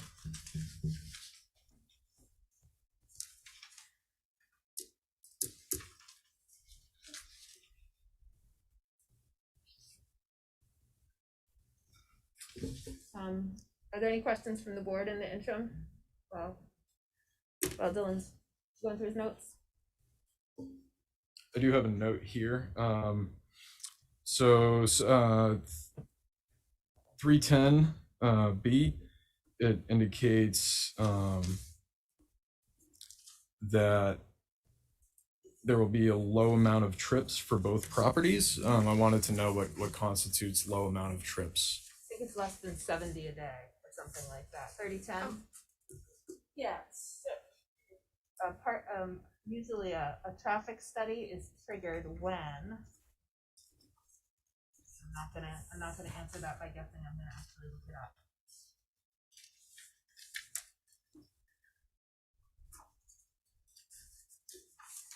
We'll have Meredith get to it first. I think V-Trans standard is 70 trip ends, but that's in the peak hour, which is a pretty significant project. A project like this, the transportation, ITE manual would say just did one about 9.5 trip ends per unit. So, Okay. I mean, and that's total day, and it's, I can't remember the number for peak hour because it didn't come up, but I mean, it's pretty low. So where we're actually looking at those particular trip standards is subdivision and conditional use. And So they're not that's- using those right, standards, so those I take back standards that aren't number. here. Mhm. You know, I think when the Department of Public Works reviewed this, as I was saying, you know, they look at the VTrans standards to take a look themselves as to whether or not some additional, like an additional turning lane might be required, or some other changes to the street to accommodate the amount of traffic, right? And so adding 3 units doesn't, in their purview, doesn't add so much new traffic to that street that you need like a stoplight or a stop sign or a new turning lane or something to deal with the traffic. And also, you know, doesn't necessarily create a traffic jam issue at that access point. Whereas for some places, if you're talking about, you know, an additional 20 units, 40 units, all right, you're going to need a long driveway with room for people to maneuver so that if somebody's coming in, somebody else can still get out. Maybe you need 2 access points. But with 3 dwelling units, they didn't feel like that was an issue. I don't have the exact number that they asked, but what they meant by low, but Sure. does Thank you. that degree of scale make sense? Yes, thank you, thank you. One final point here is the solar efficiency of my home. In the morning, you know, I rely on a lot of the solar heating from the sun to warm my home efficiently, and I'm concerned that a building 34 feet high is going to obstruct that to a degree, which will be burdensome and costly to me in terms of heating efficiency for my home. Do we have the number, the distance between the western wall of the new building and the eastern wall of 81 North? Do we know what that distance is relative to the height of the buildings? Because I believe there's a formula. There is a for what formula, and I shading didn't is, see and that I it was think it's- specified I think or the calculated. standards met. You have that? I don't have that number. So the section that it requires that we get the standard is that proposed development shall not shade existing yards, walls, or roofs oriented within 15 degrees of true south on abutting parcels. And so maybe I just misunderstood the standard. So I'm not sure. What was that last part again? 15 degrees of True south. So south of the building is behind it. So I wasn't looking to the distance to the left, but there is a standard, a way to prove that is that show that the building height minus 25 feet and then divided by the distance from the building to the property line equals, hold on. Let me go back So to the we're actual. going to do that during the break. We're not Yeah. going to do that on the fly. Any final comments, Dylan? I'm all set for now, thank you. Okay, thanks. Walking through it. That's what we Just do. as a point that the buildings are about, the closest point, which is up in the northwest corner of the proposed building, would be about 34 feet from 81 North Street. Okay, great. All right, if it pleases the board, there you are on the screen. What I would like to do is take a 10-minute break, give Meredith a chance to do a little bit of research, just enough research to determine if we can resolve this or not tonight. I don't want to spend too much time on it. I just want to know if we can take a next step tonight or not. When we reconvene in 10 minutes, we'll have a better sense of that and can let folks know what we'll do to conclude this meeting or continue it. My phone is showing 8:59. Let's return at 9:10.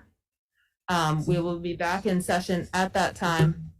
Thanks. See you soon.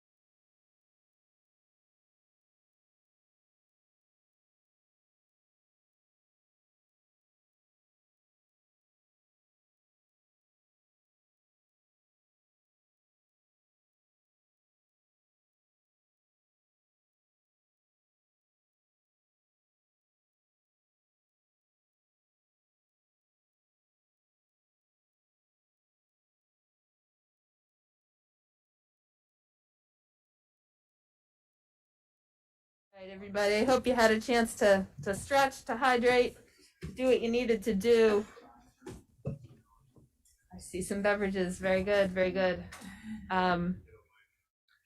Well, thank you all for being willing to continue the conversation. I know sometimes this isn't necessarily a linear process, but we try to make it a comprehensive one. So thanks for being a part of that. What we're going to do is hear from Meredith on the issue of the, and I would appreciate, for the sake of people who haven't been in on this yet, if you could even just back up and say, 2 years ago, this was et cetera. And so we know what we're working with, who is obligated to do what, and what that allows us to decide tonight or not. That's kind of where I'd like to get. And then we'll go from there. Okay. So back in 2019, the subject parcel, the 0 Ewing Street, was part of a subdivision where it was subdivided off from its neighbor 81 North Street. And I'm going to actually do a share screen, and I'm also going to read it. And the section 3010 on access and circulation, as So part of that decision. Sorry, yeah, you're getting there. Gonna get there. I'm excited. That's okay. So the Development Review Board decision on that subdivision under section 3010, access and circulation, had some findings. And the site plan shown as a potential development by applicant showed a shared access point and 2 side-by-side driveways, with each driveway on an individual parcel. That does not mean that that is what has to happen for this proposal, but it is the starting point the applicants went from. And the DRB also found that there was plenty of room on this 0 Ewing Street for a driveway. And the analysis was just for a single dwelling unit, because that would be the minimum development, future potential development for the parcel. It doesn't mean that that's all that had to be planned for this parcel. The big issue was the curb cut, right? So there was a curb cut minimum distance requirement, as well as the Department of Public Works saying that a total curb cut width for this shared access of what is now 81 North and what we're calling 0 Ewing Street, it couldn't be more than 24 feet in width. This comes from a VTrans standard that says that the maximum width for residential driveways is 24 feet. So that's as wide as the development, as wide as DPW would approve for their construction and access permit. So it doesn't make any sense for zoning to approve something wider if DPW won't approve it, because then the project, there'd be a conflict. We try to avoid those here in Montpelier and make sure that we aren't approving something that a different department won't approve. So what was discussed was the applicant doing the situation where each parcel would have rights to at least 12 feet of the proposed curb cut and the initial section of the driveway, right? That's why in the subdivision approval, we didn't require there be some sort of easement as part of the subdivision approval. There was no additional plan filed as part of this permit approval. I went down and looked, and unfortunately, it was confusing it with something else. I've been here for 3 years, and that amount of time I've seen lots. So what that means is that the applicant in this case for our current application, sorry, I'm going to scroll down. So this is where the board actually made their final finding on this. They basically said that the board could approve the subdivision because there is a way for each of the parcels, so what's now 81 North Street and 0 Ewing, to each get 12 feet of independently owned access. There's a way to do it. It didn't approve the specific way it was done. That's what our current application has to show, that there's a way to do it. And that the anybody, any changes being made have to meet that 24-foot curb cut width. And you know, as a shared driveway, if it does become a shared curb cut, there is still the requirement that it meet 3010B minimum distancing requirements if needed.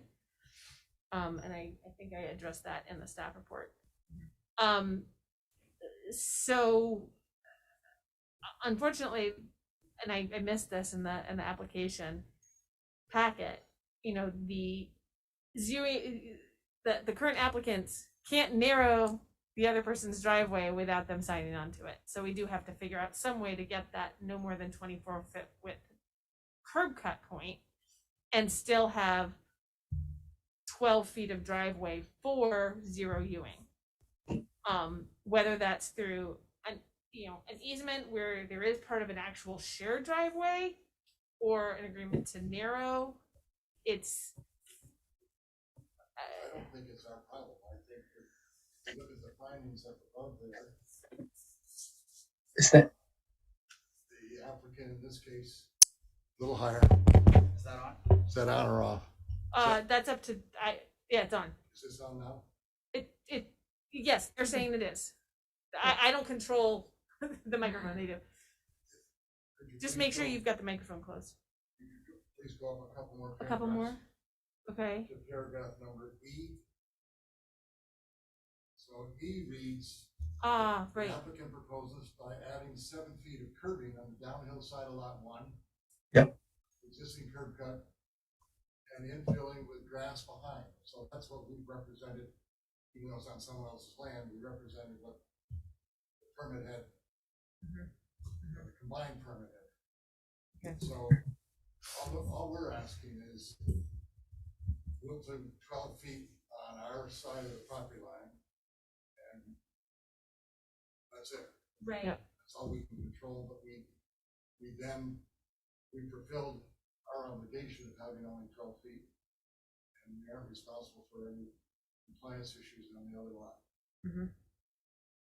Right, so that would be back to the meeting minutes, which I actually didn't go all the way through, but yes, I see what that, I missed that in looking at the decision.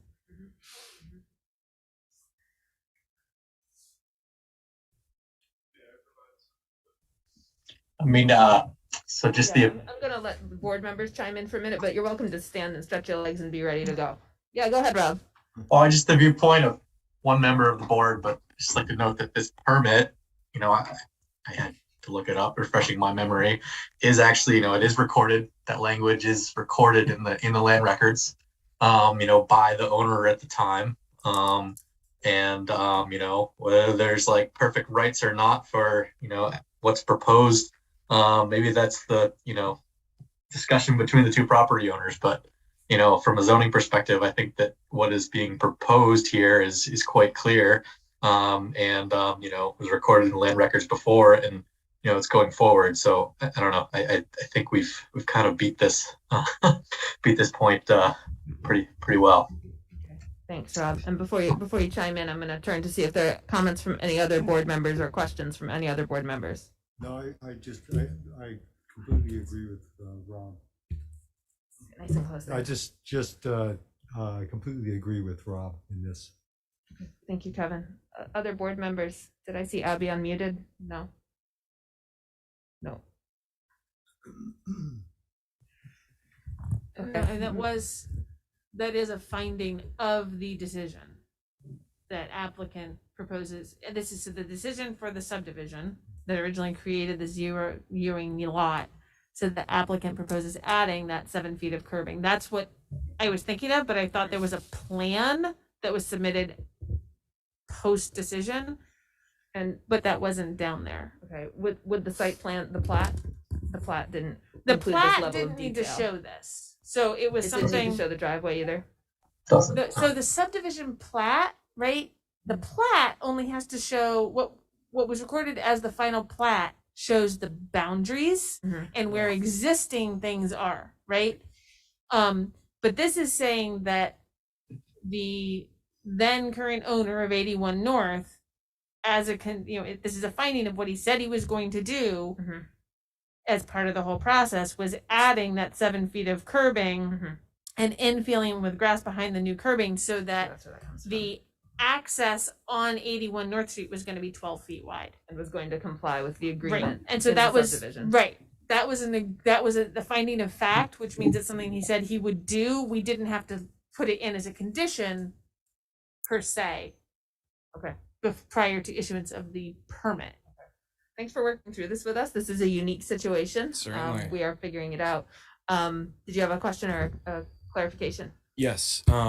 So a very simple solution that I see is to just not do anything with the curb cut, because that would avoid the burdensome obstruction of access and circulation for me. And I see it as a cheaper means of developing this property by not having to cut any curb or do any infill. So I think it could be a win-win.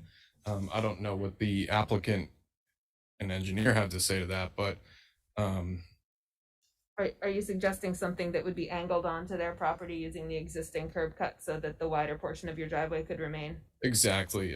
When I owned the piece of land, I rented it out to somebody who just needed parking, and it was very easy to access just by the flow driving from Ewing into the access point and then onto that piece of land. It was very easy. And I see that as being the most ergonomic way to allow access and circulation. I see what you mean. I think that usually in our design standards, we try to go perpendicular and not create things that are, even if they're ergonomic, they're atypical. We don't want to create nonconformities. What you're talking about would require an easement that would have to be agreed to by both parties. And I'm concerned that it would not meet the finding of fact that was represented as fact by the seller that was from the subdivision. So it would be contrary to what the permit says is supposed to be taking place on those two parcels. It would lead to us issuing a permit for 0 Ewing that does not comport with a previous permit we issued from this body. So I appreciate the brainstorm. That's a reflection on it. But if it can prevent a burdensome situation. So I'm going to interrupt you there. You've mentioned a burdensome situation. You have 4 tenants, presumably with 4 vehicles in your home. What is the burdensome situation? Is it a multi-family house? Is it a single family home? Because I'm trying to contextualize it's a what the single family home, and I expectations rent are. out rooms. You know, where the proposed infill is directly where we would enter and drive onto our drive. And so that would make it difficult for us to get in there from the western side of end of Ewing from North Street. And I just see it as an added cost. And if this can be negotiated and worked out between the two parties, I don't see why it would be an issue if it can make life easier for everybody. Okay, thanks for your thoughts. What's the pleasure of the board at this point? I feel like we need to glance through the staff report, and we need to confirm that we have enough information to make findings on other issues, and then we need to make a decision about whether we're going to deliberate this evening or whether we need more information to reach a decision. What's the pleasure of the board? I mean, considering the lateness of the hour, as it's now after 9 o'clock, which certainly is not the latest that we've gone on here, but I'm of the opinion that it'd be best to deliberate and get more information, specific information as to the design, and not render a decision this evening. Okay. So deliberate means that we will talk but not vote. Correct. That's what I'm proposing. That would require continuing the hearing to October 4th in order to do further research in the zoning office. I think we need to be clear, if we go this route, I think we also need to be clear as to the information we ask from the applicant, to make sure that we're not just going to find ourselves in a similar situation next time.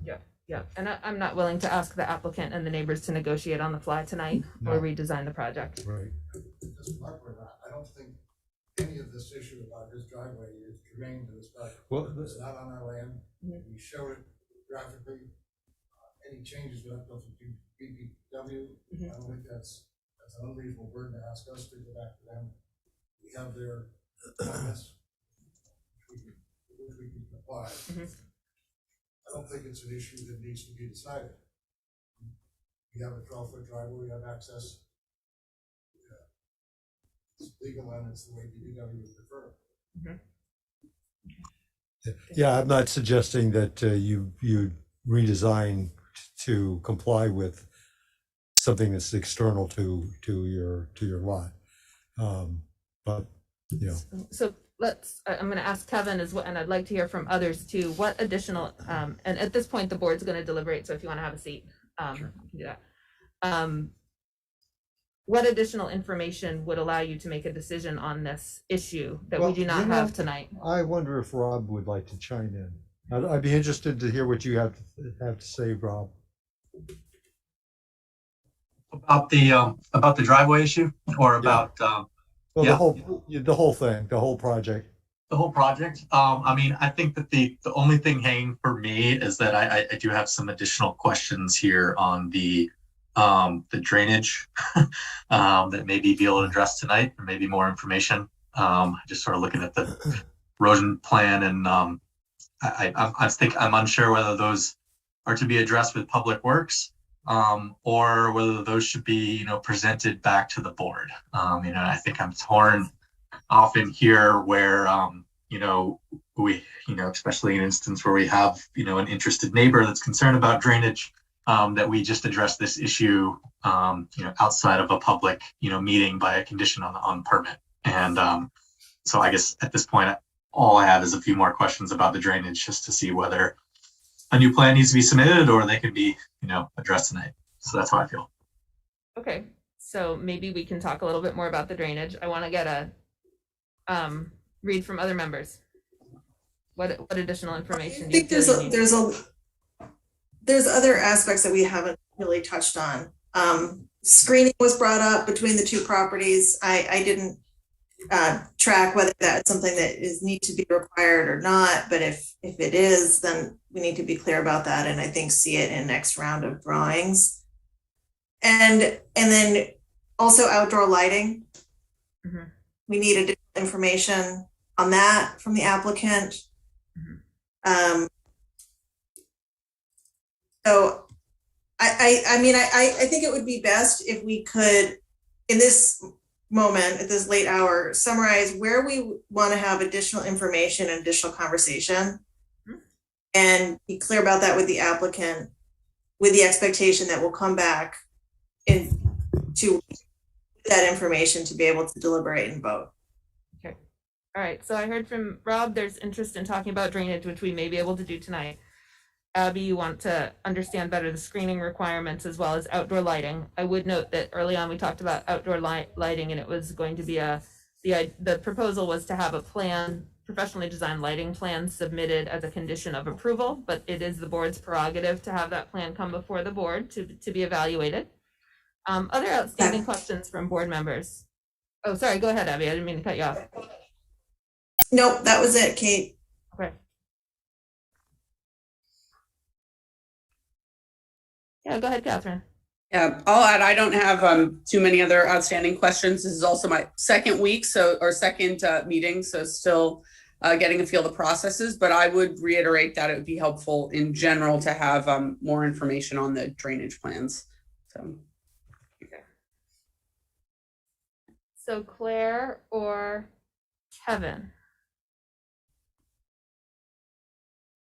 Anything else you'd like to? No, okay. All right. Said my. Let's Claire just unmuted. Oh, all right. Claire, you just unmuted. Yeah, I was just kind of going back through the staff report and just kind of scrolling through, seeing kind of all the places where there were kind of the red text, looking like around the slope and the retaining wall. And while it looks like that is fairly straightforward, I just have a little bit of hesitancy of us like closing the hearing without kind of having that discussion in case there was something that came up around that component. So I don't have anything specific on it, but I would just hate to see us get to a place where we wish we had gotten some more information on it. Okay, so I think I'm hearing you say you'd like to be able to walk through the standards for steep slopes in 3007 and just do that process. Yeah. Okay. All right, so it is 9:30. Yes, Make please. sure you put the microphone towards you, that way the. So just with regards to the screening, just whenever we get the report, if you could cite whatever the specific compliance requirements are. Because I know that they're, and we're gonna have good relationships with our neighbor, we all. But just in terms of this work coming back, what needs to be done for the process? Yes, I think that's a fair question. What needs to be done to meet the regulations and issue the permit? And because often in a process, there are things that come up that are desirable, but perhaps not required for the permit. And we do need to make a distinction. Yeah. That is fair. That is fair. So I don't want to rush and I don't want to drag you into the night. So I'm walking that line here. I think something we can do as a board tonight, if there is an appetite, is to just ask additional questions about the screening, or I'm sorry, the drainage, and walk through the slope criteria, the steep slopes criteria. We could also do that in a subsequent meeting.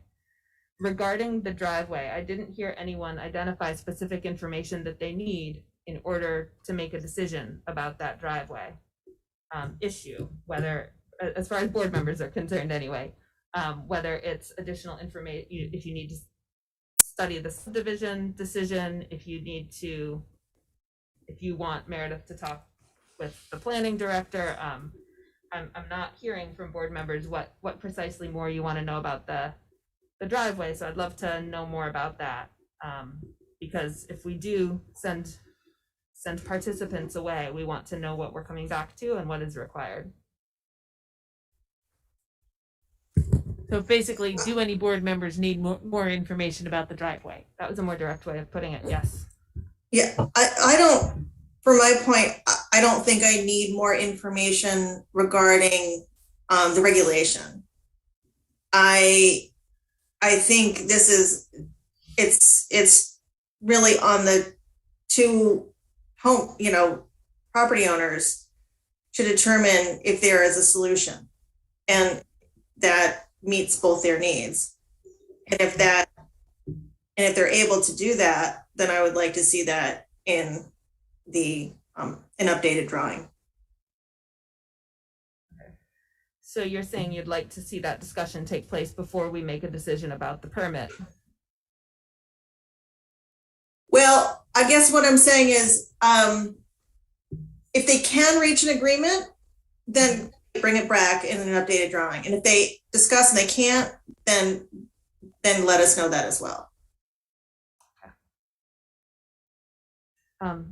Yeah, Gabriel. I know this probably isn't germane because you're a regulatory body and trying to make sure we're compliant, but you best. I can't hear. Can you hear it? Don't do that. Let them, just make sure you're talking right into the microphone. Which is on, which is off. Well, you shouldn't have, it should have been on the whole time. It was all set up beforehand. Yeah, did it come out? Is it going through? No. No. Okay, so, You turned it off. okay, so do the switch again. So can you hear me now? Yes. Yes. And again, it may not be germane to your situation, but just we may or may not agree on every single piece of this. Sure. But there are a number of tradespeople in the area that have this scheduled to be doing work this fall and into the winter. And so if we don't get it approved by the next, we probably won't be doing it until the spring. So just know there are folks that have this scheduled in to their process. And if we are in compliance with the regulations, it would be good to have an approval. Thank you. I am always glad to hear about the real world implications of what we're doing. That's fair, even if we don't have a standard here in the book that says tradespeople, yes or no. Thank you for mentioning it. Yeah. So I'm wondering if it would be helpful to the board to have me take the prior subdivision decision and that clause about the then owner of 81 North Street narrowing the access point on his side and take that to the city attorneys. And if an opinion from that on that and how binding that is on subsequent property owners would be to the board, if that would be helpful or not. I think it could save time in the long run. Okay, thank you. Yeah, then we're setting pretty hard process. Yeah. All right, so Meredith, I would appreciate that. So board and others involved, we have the option to talk more about drainage and slope, or given that we're going to continue the hearing, so long as it passes by motion, we could talk about those things another evening when, another evening. I'd like to defer. If there's any chance that Rob could identify his concerns, if we can't answer them now, or maybe we don't even need to answer them now, but if we understand them, then we either know we can answer them.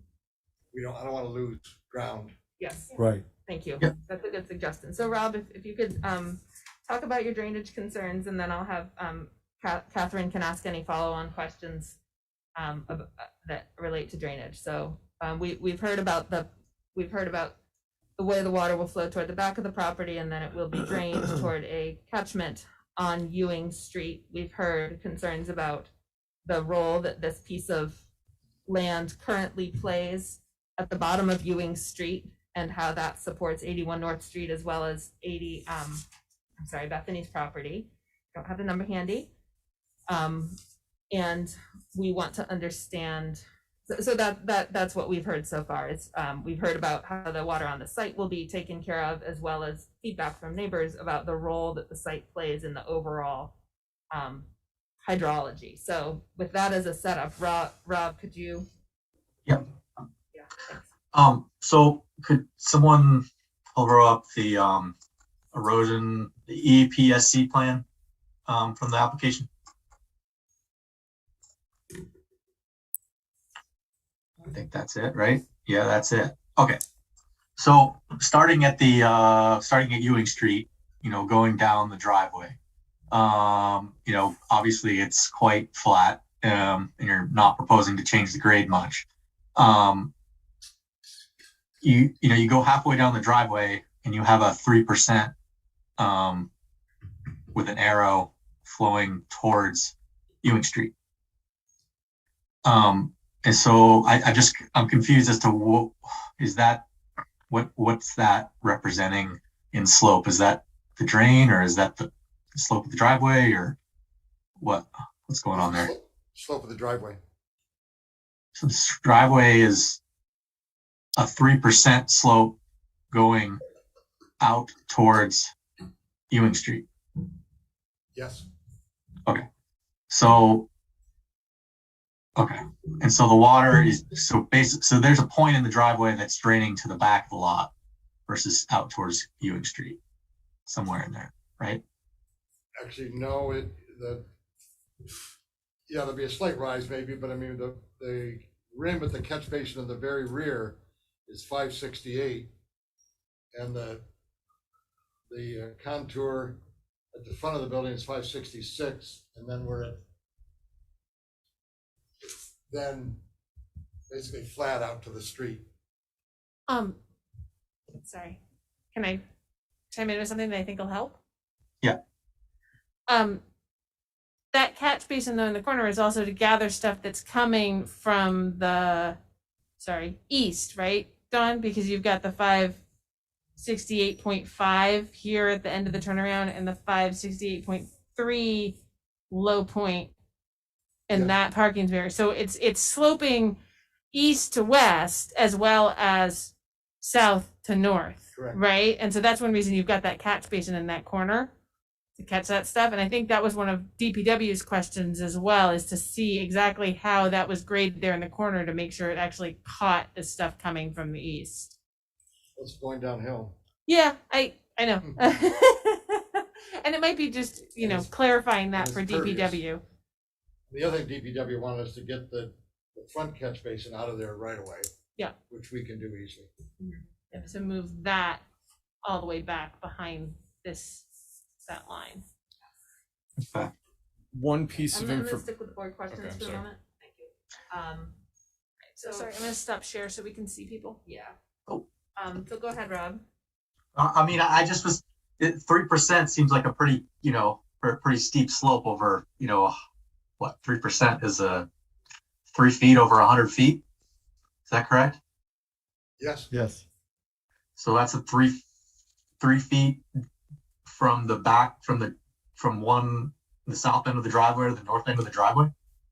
So it would be 1 foot though, right? Because if the driveway is 34 odd feet, Yeah. you divide it all by 3. No, the driveway's 50, 60, 70. Oh. It's probably 90 feet long. Okay. Okay.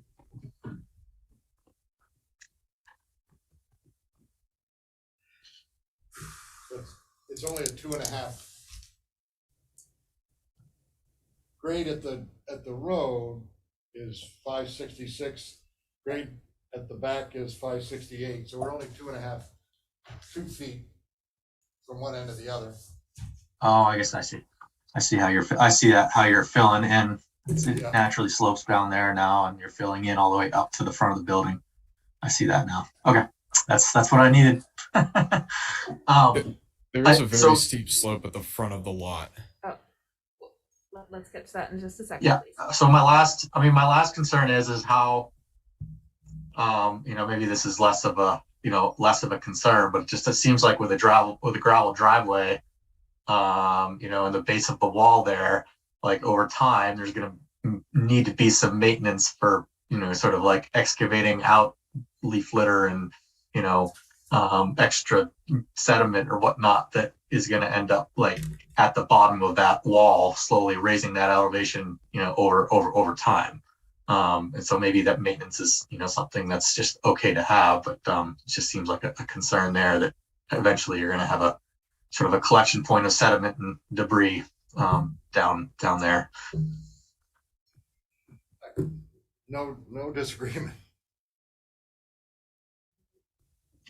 Thanks, Bob. I'm gonna very brief comment from Dylan and then give Catherine a chance to follow on questions about drainage. You're marking on the slope between the Ewing Street and the parcel. Yes, thanks, Kate. So running parallel with Ewing Street, Ewing Street starts to slope up very steeply, very quickly.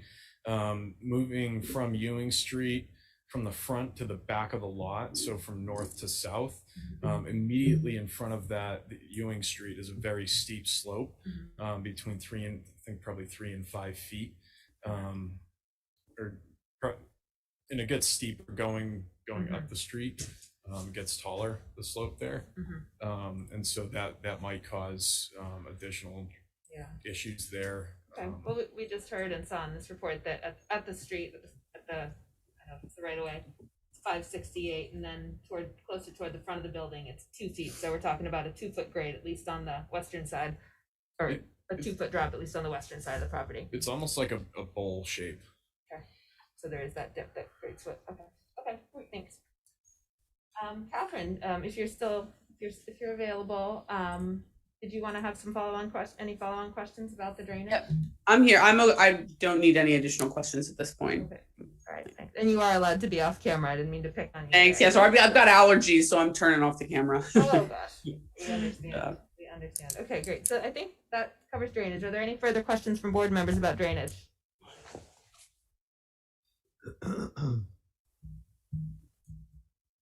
See nothing. Okay.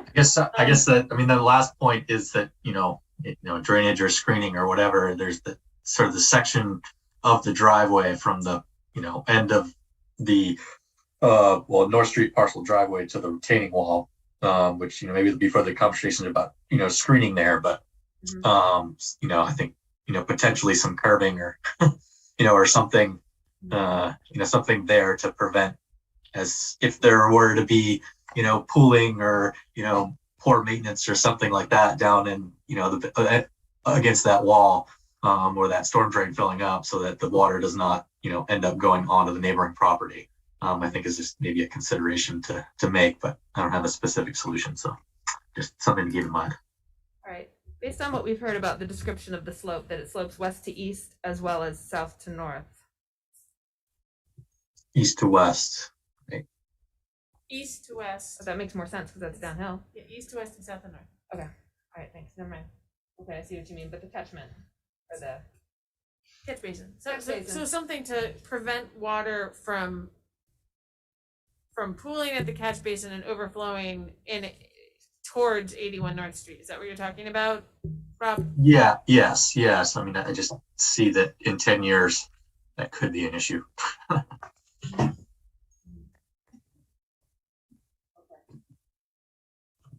Given the outstanding questions on the driveway, I'm not prepared to talk about granite curbing or anything like that. I think that needs to be a little further down the road.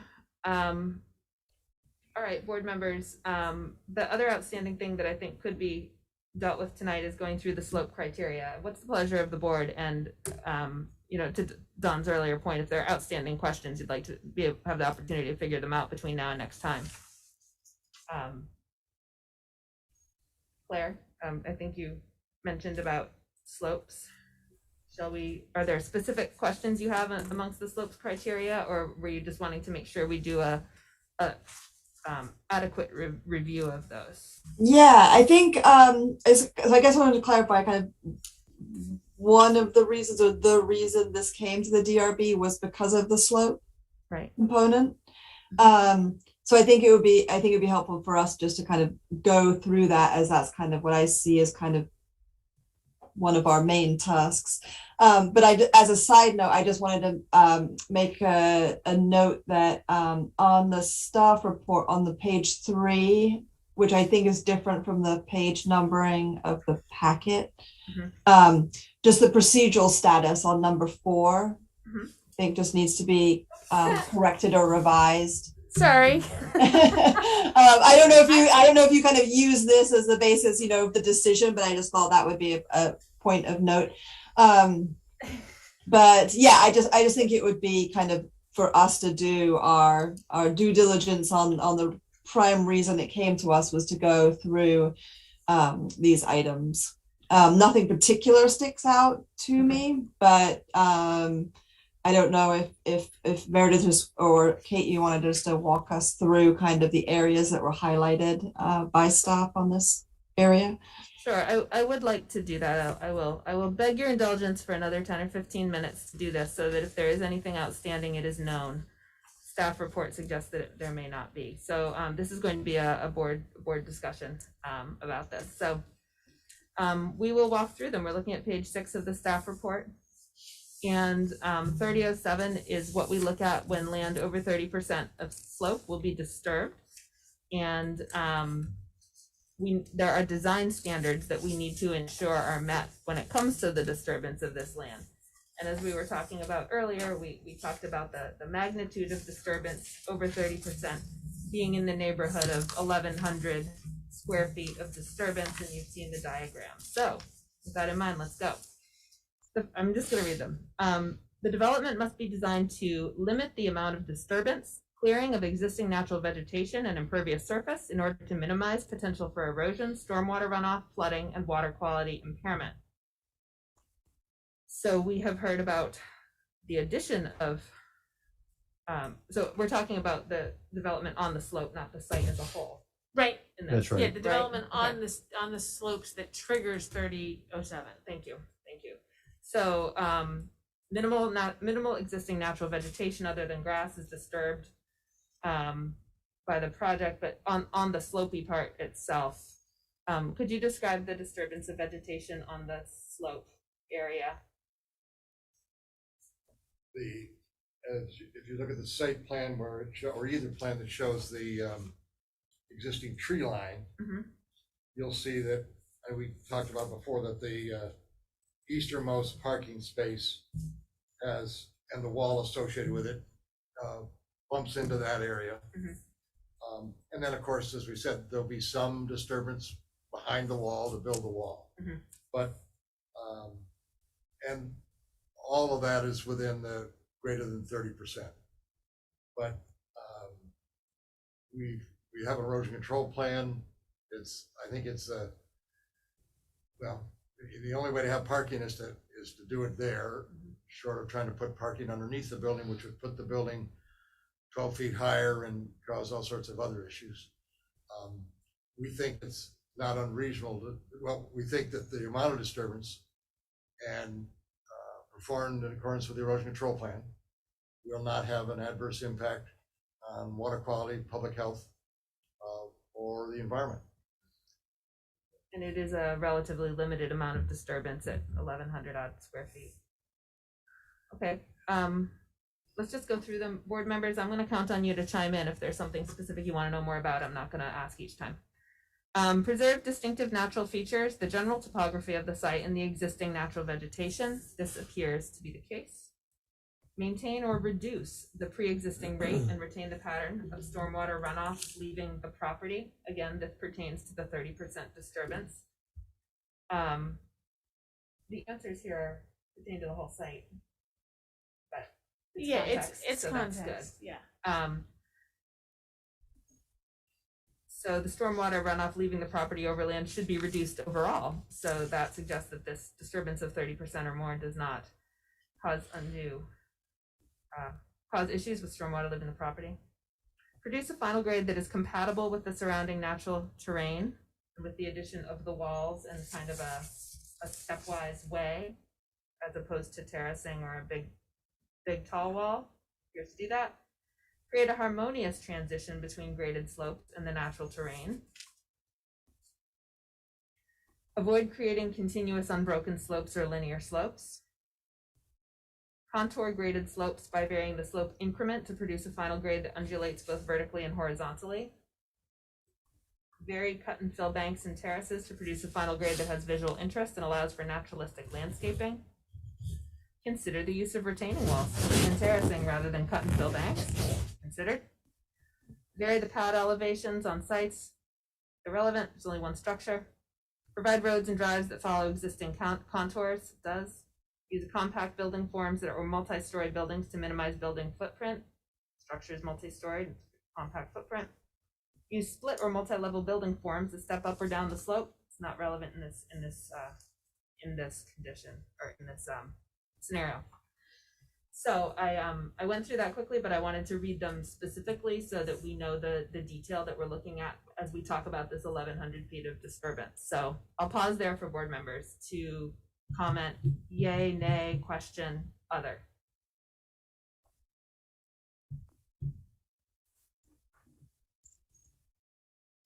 Another way I'll ask that is, do folks need any additional information to determine that this section of the zoning bylaw has been adhered to? I have a quick question on the detail. There was a fence that was on top of the retaining wall. Is there going to be a fence on top of the retaining wall? Yes, it would be probably a black metal rail fence that's a safety requirement. If you have anything over 30 inches, you really need to keep people from falling over the wall. So the answer is yes. Mm-hmm. And is that included in the 8¼ feet, or is that additional? No, that would be in addition to that. Oh, okay, I missed that. Thank you, Claire. And typically it's 36 to 42 inches would be the. And the other thing I just wanted, if I may, is that one alternative with this would be to do a large cut and fill on that bank, and we could meet the criteria and have gentle slopes, but it would be a significant increase in disturbance in the 30% slopes, but it would be a lot cheaper than doing the wall. So I think we've tried to minimize the disturbance at some cost to the applicant. Thank you for noting I that. realize cost isn't a factor, but it is in reality. We've agreed to talk about pragmatism and reality. We've agreed to talk about reality this evening, which is a good thing. I have a quick question there. Did you say that it would be cheaper to remove more and not do the wall? Yes, significantly. And so the wall is the recommendation or the direction in which the zoning kind of leads applicants do to the trade-off of remove less and Yes, put in a exactly. wall. And it's, as Kate had said, it's specifically mentioned as retaining walls as being one of the options. So, yeah, the ordinance directs you that direction toward that option. Interesting. So I mean, aesthetically, I think that area would look better without a wall. But I guess I was just trying to understand kind of the direction of it, because I'm thinking like that's going to be like an 8-foot wall, right? Like more than an 8-foot wall with a fence on top of it, and thinking about kind of what looks more natural, what might potentially, I mean, I don't know, I'm not a hydrologist of what that does for stormwater runoff, but and maybe this is a topic to kind of put out there kind of in consideration aside from our discussion this evening, but just aesthetically, I feel like a more naturalistic look would be more of a vegetated grade than a solid construction of like an 8-foot wall. Thanks, Claire. I think our job is mostly to evaluate what's before us. But I hear your feedback as well, and it's good that this has come up. I want to clarify, I don't think the board is asking the applicant to redesign. No, No. it's Well, not our job. no, that, yeah. And I mean, it's a discussion that if the board wanted to have it a little bit more during the continued hearing about their thoughts on the policy choices that the planning commission made and the city council in adopting these regs, that might be something to discuss at some point. But there's definitely a preference in section 3007 to reduce the area of disturbance on steep slopes. That is the way, as Don said, the way the regulations point applicants. Well, the good news is the regulations were rewritten in the last couple of years to allow for development in 30% slopes. So At least it's better now than it was in January of Right. 2018. Yeah, that first edition was it's not going to work. So listen, folks, we've had some good conversation. There's been some hard work done tonight with a lot of important questions raised, which I really appreciate. I feel like having gone through now the drainage and the slope, we have daylighted what needs to be daylighted on those areas so they won't be looming for next time. I think we still need to talk more about the exact requirements as they pertain to screening. And I'm not just talking about landscaping, but screening, for example, of the parking area. And we need some legal counsel on the applicability of the finding in the subdivision permit for these parcels before we can say with the confidence we want to say that we can approve the proposal. So I believe that is where we find ourselves. I would entertain a motion to continue this hearing to October 4th. Is there a motion? I'll make that motion to continue this public hearing until October 4th. Is there a motion by Kevin? Is there a second? Second. Second by Rob. I'm going to call the roll. Abby? Yes. Claire? Yes. Kevin? Yes. Catherine? Yes. Bob? Yes. And I vote yes. So we have continued this hearing to 2 weeks from this evening. Same time, same place. And I thank you all very much for going through this and working through this, because it is work. And I look forward to continuing the conversation. And I will be in the office tomorrow. And Meredith will be in the office tomorrow. It looks like Well, at least that's the looks like a very interesting development. Yeah. Yeah, great. So I've lost my agenda. I have a feeling toward the end of it.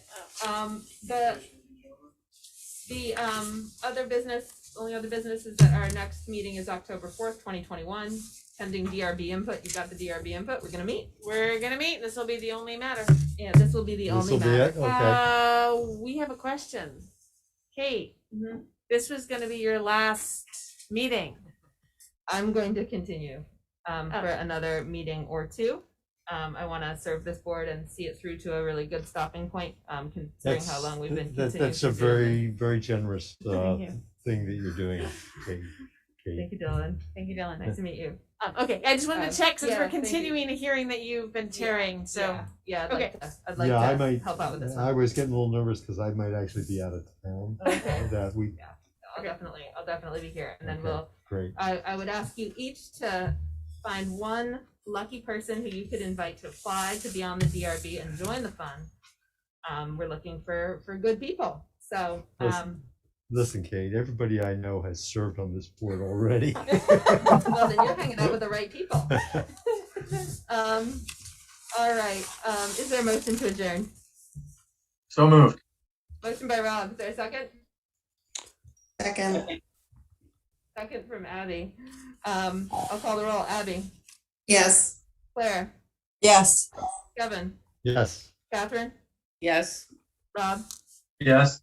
I vote yes as well. We are adjourned. Thank you all very, very much. Thank you, everybody.